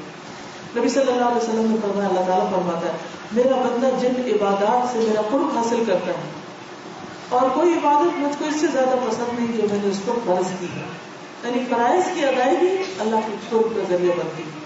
میرا بندہ فرض ادا کرنے کے بعد جو نفل ادا کرتا ہے تو اس سے اتنا نزدیک ہو جاتا ہے کہ میں اس سے محبت کرنے لگتا ہوں. یعنی نوافل اللہ کی محبت میں اضافے کا ذریعہ بنتے ہیں. پھر نیک لوگوں کی صحبت اور بری صحبت سے بچنا، جیسے پہلے میں نے ذکر کیا نا کہ نبی صلی اللہ علیہ وسلم کو حکم دیا کہ آپ اللہ کو یاد کرنے والوں کے ساتھ بیٹھا کریں. ابن مسعود کہتے ہیں رسول اللہ صلی اللہ علیہ وسلم نے فرمایا، ان قریب بعد کے زمانے میں ایسے لوگ ہوں گے جو مسجدوں میں حلقے کی صورت میں بیٹھیں گے، ان کی سب سے بڑی فکر دنیا ہوگی. بیٹھیں گے مسجد میں لیکن سوچیں گے دنیا. ایسے لوگوں کے پاس نہ بیٹھنا، اللہ تعالیٰ کو ایسوں کی کوئی ضرورت نہیں ہے. جس سے کیا پتہ چلتا ہے، جس مجلس میں بیٹھ کے آپ کی دنیا کے شوق میں اضافہ ہو، دین کی محبت کا ہو، سمجھو کہ وہ دین کے نام پر دنیا حاصل کرنے کا ذریعہ ہے، اس سے دور ہو جائے. یہ کرائٹیریا ہمیں دیا گیا ہے، کیونکہ انسان صرف تنہائی میں اس کا ایمان مضبوط نہیں ہوتا، اس کو دوسرے بندوں کے بیچ میں بیٹھ کر اللہ کا ذکر کرنے سے زیادہ ایمان بڑھتا ہے. جیسے حضرت معاذ نے کہا تھا ایک صحابی سے، صحیح بخاری کی روایت ہے کہ اجلس بنا نؤمن ساعہ، آؤ ہمارے ساتھ بیٹھو ایک گھڑی کے لیے ایمان لے آئے. یہی ایمان بڑھانے کا ذریعہ ہے، یعنی اکٹھے بیٹھ کے بات کریں اللہ کی. حضرت حسن بصری کہتے ہیں رحمہ اللہ کہ ہمارے بھائی ہمارے گھر والوں سے زیادہ قیمتی ہیں، یعنی دینی بھائی ہمارے اپنے حقیقی بھائیوں سے زیادہ قیمتی ہیں ہمارے لیے. ہمارے گھر والے ہمیں دنیا کی یاد دلاتے ہیں اور ہمارے یہ بھائی ہمیں آخرت کی یاد دلاتے ہیں. اس لیے بعض اوقات ہمیں دین والوں سے زیادہ محبت ہو جاتی ہے اپنے خون کے رشتوں سے بھی، اور اس کو ہم سب محسوس کرتے ہیں. کیا وجہ؟ کیونکہ ان کے ذریعے ہمیں آخرت کی یاد ملتی ہے، ہمارا ایمان مضبوط ہوتا ہے. اور ذکر کی مجلسوں میں بھی شامل ہونے سے رحمت نازل ہوتی ہے، سکینت نازل ہوتی ہے، فرشتے اس مجلس کو ڈھانپ لیتے ہیں. پھر اسی طرح یہ ہے کہ انسان اگر کسی حادثے، غم، تکلیف کی وجہ سے پریشان اور بے چین ہے تو تقدیر پر ایمان کی تجدید کرے، کیونکہ انسان اس وقت تک راضی نہیں ہو سکتا جب تک کہ اللہ کے فیصلوں پر راضی نہ ہو جائے، تقدیر پر راضی نہ ہو جائے. پھر اسی طرح موت کو یاد کرنا، موت کی یاد ایمان میں اضافے کا ذریعہ بن گئی. قبرستان کی زیارت، اور خواتین پھر مسئلہ پوچھنے لگتے ہیں کہ ہم جا سکتے ہیں کہ نہیں. دیکھیے کہ قبرستان جانے کے لیے ضروری نہیں کہ آپ اندر جائیں. بعض گھروں سے قبرستان نظر آ رہے ہوتے ہیں، بعض سڑکوں سے آپ گزرتے تو وہاں سے قبرستان نظر آتا ہے، تو دیوار دیکھ کے بھی بہت کچھ یاد آ جاتا ہے. اپنے مرے ہوئے رشتے داروں کو کبھی یاد کریں، کہ وہ اس وقت کہاں جو کل آپ کے ساتھ تھے آپ نے کہا. پھر اپنے نفس کا محاسبہ, وَلْتَنْظُرْ نَفْسٌ مَا قَدَّمَتْ لِغَدٍ, اپنے اعمال پر غور و فکر. پھر لوگوں سے اچھے معاملات رکھنا, اس سے بھی ایمان بڑھتا ہے. برائی کا جواب جب آپ بھلائی اور نیکی سے دیتے ہیں, کسی کی اذیت پہ صبر کرتے ہیں, تو ایک دم ایمان کا لیول بڑھتا ہے. نبی صلی اللہ علیہ وسلم نے فرمایا حرام کاموں سے بچو, سب سے بڑے عابد بن جاؤ گے, اللہ کی تقسیم پہ راضی رہو, سب سے زیادہ غنی ہو جاؤ گے. پڑوسی کے ساتھ حسن سلوک کرو, مومن بن جاؤ گے. تو پڑوسی سے حسن سلوک ایمان کا اضافے کا ذریعہ ہے, اور پڑوسی سے بدسلوکی ایمان ضائع کرنے کا ذریعہ ہے. اور جو اپنے لیے پسند کرتے وہی دوسروں کے لیے پسند کرو, مسلمان بن جاؤ. کثرت سے نہ ہنسا کرو, کیونکہ کثرت سے ہنسنا دلوں کو مردہ کرتا ہے. پھر اللہ کے دین کا کام کرنا, اللہ کے دین کے لیے نکلنا, وقت نکالنا, اس سے بھی ایمان مضبوط ہوتا ہے. پھر یہ ہے کہ دعا کرنی چاہیے ہمیں اپنے ایمان کی سلامتی, ایمان میں اضافے کی. اللہم مصرف القلوب صرف قلوبنا علی طاعتک, اللہم یا مقلب القلوب ثبت قلوبنا علی دینک. وہ ایک اور خوبصورت دعا ہے, اللہم انی اسألک ایمانا لا یرتد ونعیما لا ینفد ومرافقۃ النبی صلی اللہ علیہ وسلم فی اعلی غرف الجنہ جنت الخلد. اے اللہ, میں آپ سے ایسے ایمان کا سوال کرتا ہوں جو پلٹے نہ, جو واپس نہ لوٹے, جو کم نہ ہو. اللہ مجھے ایسا ایمان دے دے جو نیچے نہ آئے. ایسی نعمتوں کا سوال کرتا ہوں جو کبھی ختم نہ ہو. اور جنت الخلد بالا خانوں میں نبی صلی اللہ علیہ وسلم کے ساتھ کا سوال کرتا ہوں کہ آپ کی ملاقات نصیب ہو. پھر ایک اور دعا ہے, اللہم انی اسألک الثبات فی الامر والعزیمۃ علی الرشد واسألک موجبات رحمتک وعزائم مغفرتک واسألک شکر نعمتک وحسن عبادتک واسألک قلبا سلیما ولسانا صادقا واسألک من خیر ما تعلم واعوذ بک من شر ما تعلم واستغفرک لما تعلم انک انت علام الغیوب. نبی صلی اللہ علیہ وسلم نے حضرت شداد بن اوس کو کہا تھا کہ جب تم لوگوں کو سونے اور چاندی کے خزانے جمع کرتے دیکھو تو یہ دعا کثرت سے پڑھنا. یعنی جب دیکھو کہ لوگ دنیا کا مال سمیٹ رہے تو انسان کے اندر ایک غم کا سا احساس آتا ہے کہ ہم پیچھے رہ رہے ہیں, لوگ کہاں سے کہاں پہنچ گئے اور ہم نہیں کھڑے. تو اس وقت میں کیا دعا پڑھو, اے اللہ میں تجھ سے دین پر ثابت قدمی اور ہدایت پر پختگی کا سوال کرتا ہوں, اور میں تجھ سے تیری رحمت کو واجب کرنے والے اور تیری مغفرت کو لازم کرنے والے امور کا سوال کرتا ہوں. ایسے کاموں کی توفیق دے کہ جس سے بخشش ہو جائے اور تیری رحمت آ جائے. میں تجھ سے تیری نعمتوں کا شکر ادا کرنے اور اچھے انداز میں عبادت کرنے کا سوال کرتا ہوں. میں تجھ سے توفیق مانگتا ہوں کہ میری عبادتیں خوبصورت ہو جائیں. میں تجھ سے قلب سلیم اور سچی زبان کا سوال کرتا ہوں, اور میں تجھ سے ہر اس بھلائی کا سوال کرتا ہوں جسے تو جانتا ہے, ہر اس برائی سے تیری پناہ چاہتا ہوں جو تیرے علم میں ہے, اور تجھ سے ان تمام گناہوں کی بخشش چاہتا ہوں جو تیرے علم میں ہے. بے شک تو غیبوں کا خوب جاننے والا. آمین. وآخر دعوانا ان الحمد للہ رب العالمین. سبحانک اللہم وبحمدک نشہد ان لا الہ الا انت نستغفرک ونتوب الیک. آپ کے پاس 15 منٹ ہے, آپ سوال کر سکتے ہیں. وعلیکم السلام. نبی صلی اللہ علیہ وسلم کی حدیث ہے کہ تم مومن نہیں ہو سکتے جب تک کہ اللہ سے اور اس کے رسول سے دنیا کی ہر چیز سے بڑھ کے محبت نہ کرو. تو آپ تھوڑا سا اس پہ روشنی ڈالیے, ہم اپنے دلوں میں اللہ کی محبت اور اس کے رسول کی محبت کس طرح زیادہ بڑھتی ہے. یہ جو میں نے آخری چیزیں بتائی نا, ٹپس, یہ ساری چیزیں اللہ رسول کی محبت اور ایمان میں بھی اضافہ کرتی ہیں. لیکن یہ ہے کہ میں ایک آسان ٹپ بتاتی ہوں. کسی بھی چیز کی محبت کب دل میں آتی؟ جب ہم اس کو یا دیکھتے یا سنتے یا اس سے کوئی معاملہ کرتے یا پھر اس کو چکھتے یا اس کو سونگتے یا اس کو محسوس کرتے. ہوتا ہے جس چیز کے بارے میں ہم جانتے ہی نہیں اس سے محبت نہیں ہو سکتی. اگر میں کہوں آسٹریلیا میں ایک پھول ہے جو مجھے بہت اچھا لگتا ہے, لوگوں سے پوچھو اس کا رنگ کیا ہے, وہ مجھے نہیں معلوم. اگر پوچھو اس کی خوشبو کیسی ہے, وہ بھی مجھے نہیں پتا. کس چیز سے محبت ہے؟ اللہ رسول سے محبت ہو ہی نہیں سکتی جب تک ان کے بارے میں ہم جانے نہیں. جاننے کے لیے کیا کرنا چاہیے؟ قرآن و سنت کے مطالعے کے علاوہ اسماء الحسنی کا تفصیلی مطالعہ اور اس کو زندگی سے ریلیٹ کرے اور اس کو محسوس کرے اور ان چیزوں کو زندگی میں تلاش کرے, ان پر غور و فکر کرے. تو انشاءاللہ اللہ تعالیٰ کے ناموں پر غور و فکر آپ کے اندر اللہ کی محبت میں اضافہ کرے گا. نبی صلی اللہ علیہ وسلم کے اخلاق اور معاملات سے متعلق جو واقعات ہیں سیرت کے, ان کے پڑھنے سے آپ کے دل میں رسول اللہ صلی اللہ علیہ وسلم کی محبت ہر ایک کی محبت سے زیادہ ہو جائے گی. کیوں؟ کیونکہ کسی اور کا ایسا اخلاق ہے ہی نہیں, کسی اور کے ایسے معاملات ہے ہی نہیں, کسی اور کی ایسی شخصیت ہے ہی نہیں جو اللہ کے رسول صلی اللہ علیہ وسلم کی تھی. تو وہ معیار جب سامنے آئے گا تو انشاءاللہ ان سے محبت ہوگی, اور پھر ہر چیز سے بڑھ کر محبت ہوگی, کیونکہ وہ ہر چیز سے زیادہ خوبصورت ہیں, پیارے ہیں, عظیم ہیں. ٹھیک ہے. وعلیکم.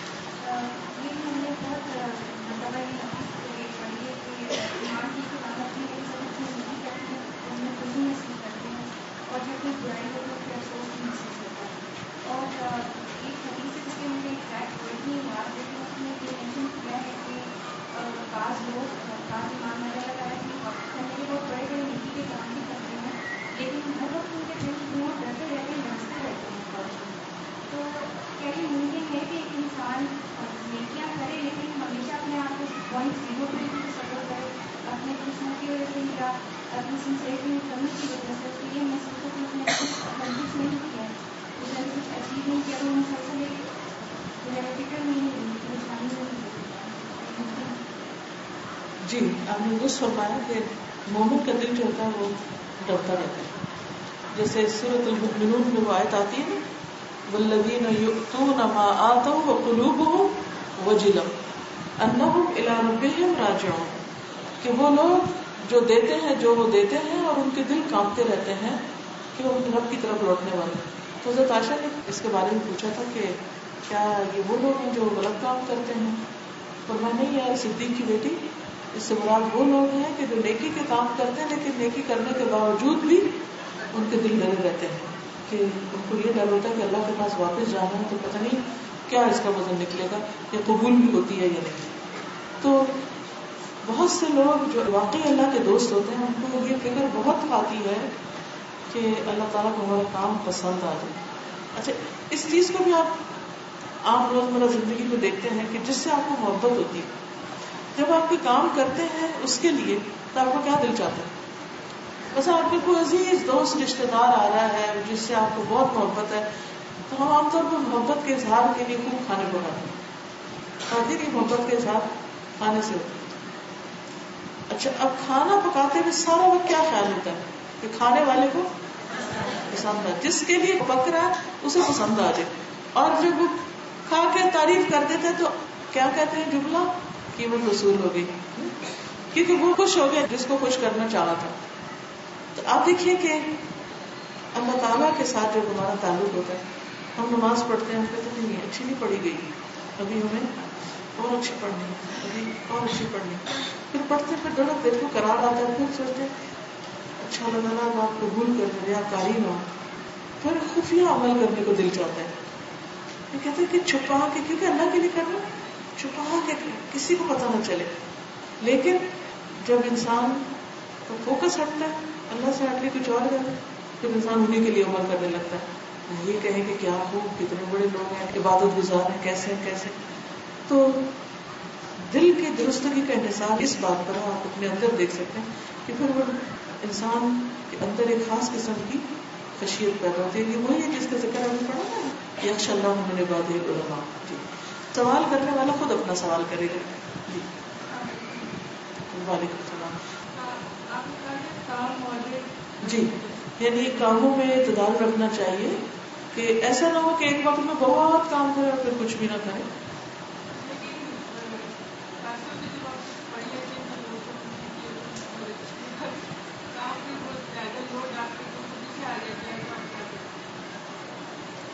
یعنی لوگ ایکسپیکٹ زیادہ کرنے لگتے ہیں تو پھر کام زیادہ ہو جاتا ہے.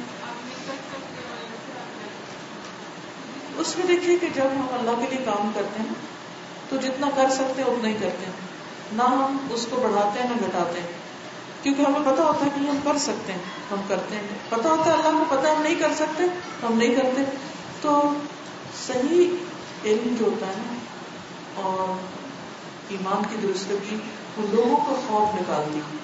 اس کے لیے ضرور ورک کرتے رہیں کہ لوگوں کو خوش کرنے کے لیے نہیں کرنا، اللہ کے لیے کرنا ہے، تو ہم ریلیکس ہو جائیں گے. کیونکہ بعض اوقات لوگ اتنا بدگمان ہو جاتے ہیں آپ سے، اتنے زیادہ آپ سے ناراض ہو جاتے ہیں، حالانکہ آپ کا کوئی قصور نہیں ہوتا اس میں، تب بھی بالکل کام ڈاؤن رہے، بے فکر رہے، کیونکہ اللہ کو پتا ہے نا. کوئی بہت زیادہ زیادتی کر جائے غلط فہمی کی بنا پر رونا بھی آئے تو بھی آپ اکیلے میں بیٹھ کے کہیں اللہ تو جانتا ہے اور کتنا اچھا کہ تو جانتا ہے اور میرا حساب تیرے ساتھ ہی ہے بندوں کے ساتھ نہیں، تو اللہ آپ کے دل کو ٹھنڈک بخشے. نیکسٹ کوئی اور. وعلیکم السلام. جب آپ بلائیں گے، بلانا آپ کا کام، آنا میرا کام، ٹھیک ہے، اور عزت اللہ کا.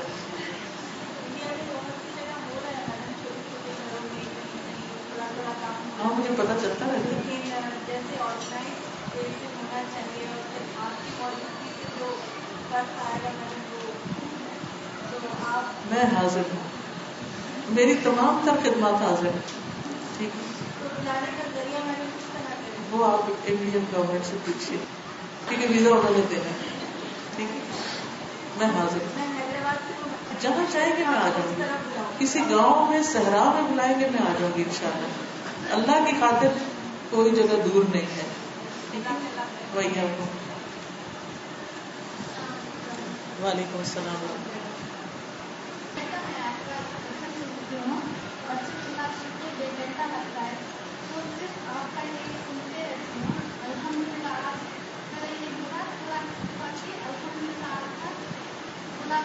الحمدللہ. ٹھیک ہے، یہ ان کا ہی نہیں اوروں کو بھی دل چاہ رہا ہوگا. اب آپ تھوڑی دیر کے لیے سوچئے کہ میں ایک ہوں اور آپ بہت سارے ہیں. اب ہوتا کیا ہے، مجھے کوئی اعتراض نہیں ہوتا، لیکن مجھے مشکل اس وقت ہوتی ہے جب لوگ آپس میں جھگڑنے لگتے ہیں اور رش کر دیتے ہیں اور ایک دوسرے کو دھکا دینے لگتے ہیں اور لائن نہیں بناتے. میں یہاں بیٹھی ہوں، آپ اگر 1 گھنٹہ بھی مجھے کہیں گے نا کہ میں بیٹھی رہوں، میں آپ سے ملتی رہوں، میں ملتی رہوں گی، مجھے کوئی مشکل نہیں.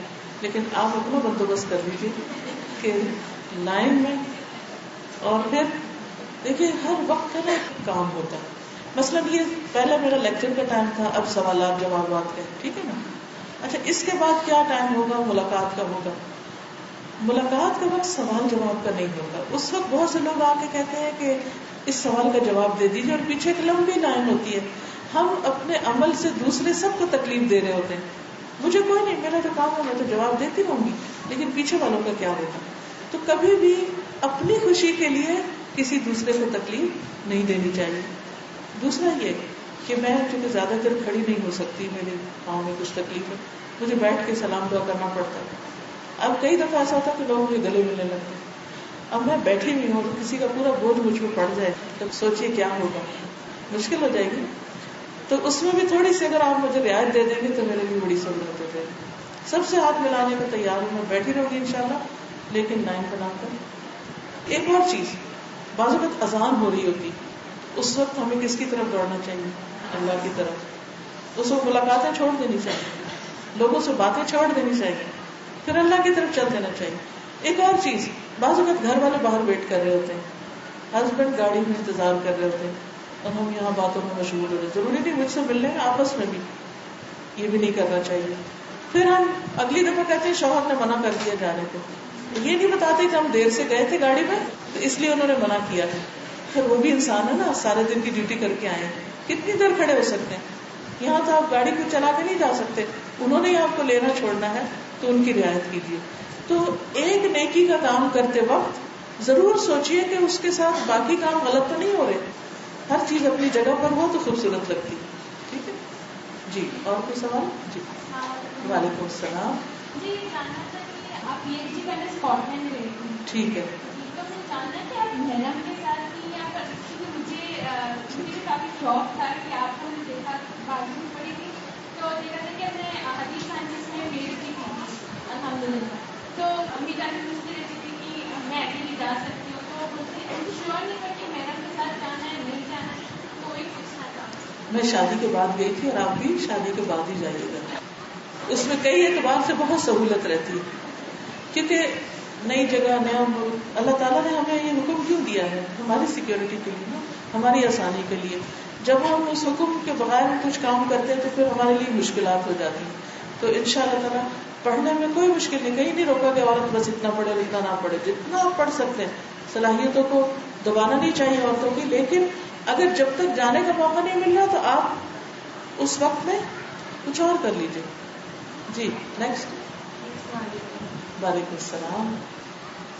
بہت سالوں سے آپ کی ملاقات کے لیے طرح سے اللہ نے آج پوری کر دی. اللہ کا بہت شکر ہے. میں کسی بات کرنا چاہتی ہوں، بولتی نہیں ہے اور جو الفاظ بھی مجھے نہیں. دعا کریں اللہ تعالیٰ آپ سب کو جنت میں لے جائے اور وہاں اور کوئی کام نہیں ہوگا باتوں کے سوا، کھانا بھی پکا پکایا ملے گا اور کوئی پریشان نہیں کرے گا. جی ضرور.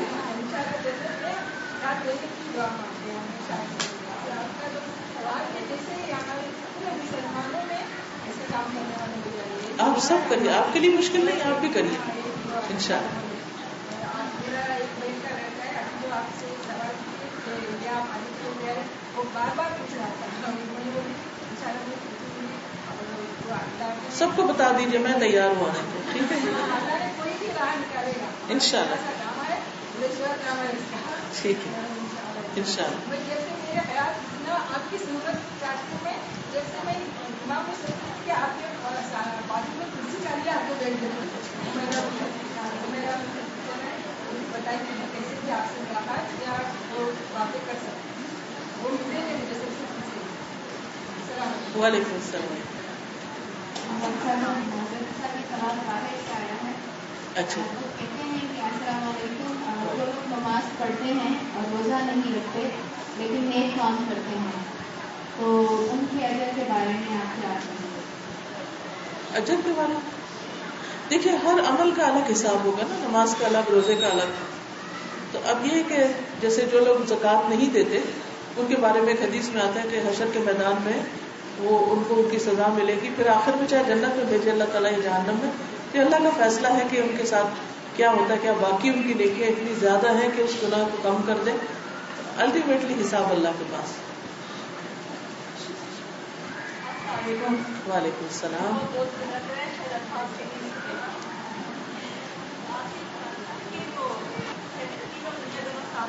جی ہاں. تو دنیا داری کے لیے مجھے کتنی ہونی چاہیے کہ میرے پر ڈر لگے کہ میں دنیا سے چھوڑ دوں. ارے ایسا بالکل نہیں ہے، میں سب کچھ کرتی ہوں لیکن پھر بھی مطلب خوش نہیں ہوتے خاص کے میں وہ کہتے کہ آپ اپنا خواب کر کے دیکھ لیجیے. ایسا نہیں، ماشاء اللہ ان کے اندر بھی بہت تکلیف آ رہی ہے. میں نے کہا آپ خوش قسمت ہیں، آپ کو اتنی اچھی بیوی ملی ہے. ماشاء اللہ بہت تبدیلی آئی ہے الحمدللہ، بہت اچھی آ رہی ہے ان کے اندر.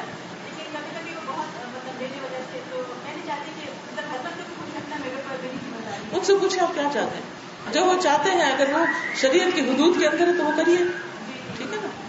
انہیں کہیں کچھ آپ کی چاہت کچھ میری چاہت. کہاں پہ کر سکتے ہیں دنیا داری. اگر دنیا داری کو ڈیفائن کریں کہ مسئلہ یہ کہ کیا آپ اچھے کپڑے نہیں پہنتی ہیں، آپ زیور نہیں پہنتے ہو تو پہنا ہوا آپ نے، یہی دنیا داری ہے. ایک اعتدال کی حد تک ہے. بہت اچھا لگ رہا ہے آپ کو ماشاء اللہ. وعلیکم السلام. میرا سوال ہے کہ ہم جیسے لیکچرس میں آتے ہیں سنتے ہیں، لیکن بعض دفعہ ایسا ہوتا ہے کہ جو ہم سنتے ہیں اس پر ہم عمل نہیں کرنا، مطلب علم جو ہے وہ دل کے اندر نہیں اترتا.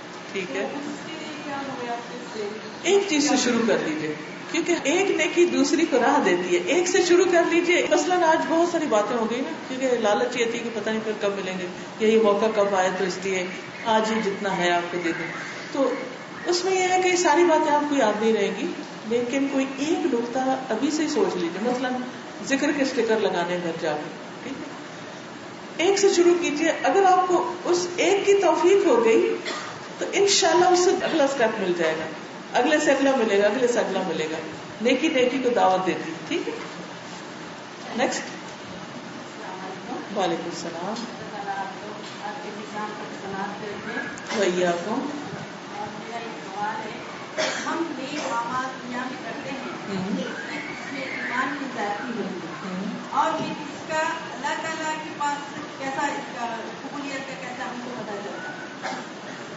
اور نیکیوں کی توفیق ملتی ہے، نیکیوں پر استقامت نصیب ہوتی ہے. भैया। वालेकुम सलाम।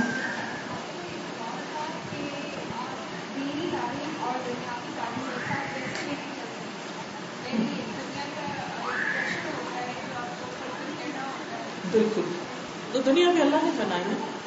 इसमें आप देखिए कि जैसे मैंने नॉर्मल स्कूल में पढ़ा, लेकिन स्कूल जाने से पहले का सुबह का जो टाइम है जिसमें बरकत डाली गई है, उस टाइम पर मेरे वालिद हमें पढ़ाया करते थे, दीन पढ़ाते थे। सारा दिन स्कूल का पढ़ रहे हैं, लेकिन सुबह सुबह स्कूल शुरू करने से पहले दीन पढ़ रहे हैं। एक तरीका तो ये हो सकता है कि एवरी डे टाइम टेबल में कोई जगह फिट कर लें, सुबह में या शाम में, जिसमें आप दीनी तालीम का इंतजाम करें। अगर आप ऐसे पढ़ाई में कि बहुत ही मुश्किल है हर रोज, तो हफ्ते में एक दिन फिक्स कर लें। जब आपको उस पढ़ाई में थोड़ी सी ब्रेक आए तो आप दीनी तालीम पे ज्यादा फोकस कर लें। पढ़ाई के दौरान ब्रेक लेके 1 साल का कोई कोर्स कर लें। मतलब हमारे यहाँ एक कोर्स अगस्त में शुरू होता है, जिसमें बच्चियां अगस्त टू अगस्त पूरे कुरान को मुकम्मल करती हैं। और वो डिजाइन इसलिए किया गया है कि मसलन ओ लेवल ए लेवल्स के बाद अगर वो 1 साल ऑफ ले लें यूनिवर्सिटी जाने से पहले, तो उसमें नेक्स्ट एडमिशन से पहले वो अपना कुरान मुकम्मल कर लें और फिर बाद में उनको दोहराती रहें और अपने दीनी तालीम को भी साथ लेके चलें। तो आपको खुद प्लान करना होगा कि किस टाइम पर, क्या डेली बेसिस पर या वीकली या मंथली या एनुअली या कोई एक खास वक्त लेकर अपने हालात के मुताबिक आप देख लीजिए, तो इंशाल्लाह हो जाएगा। टाइम मैनेजमेंट की जरूरत है।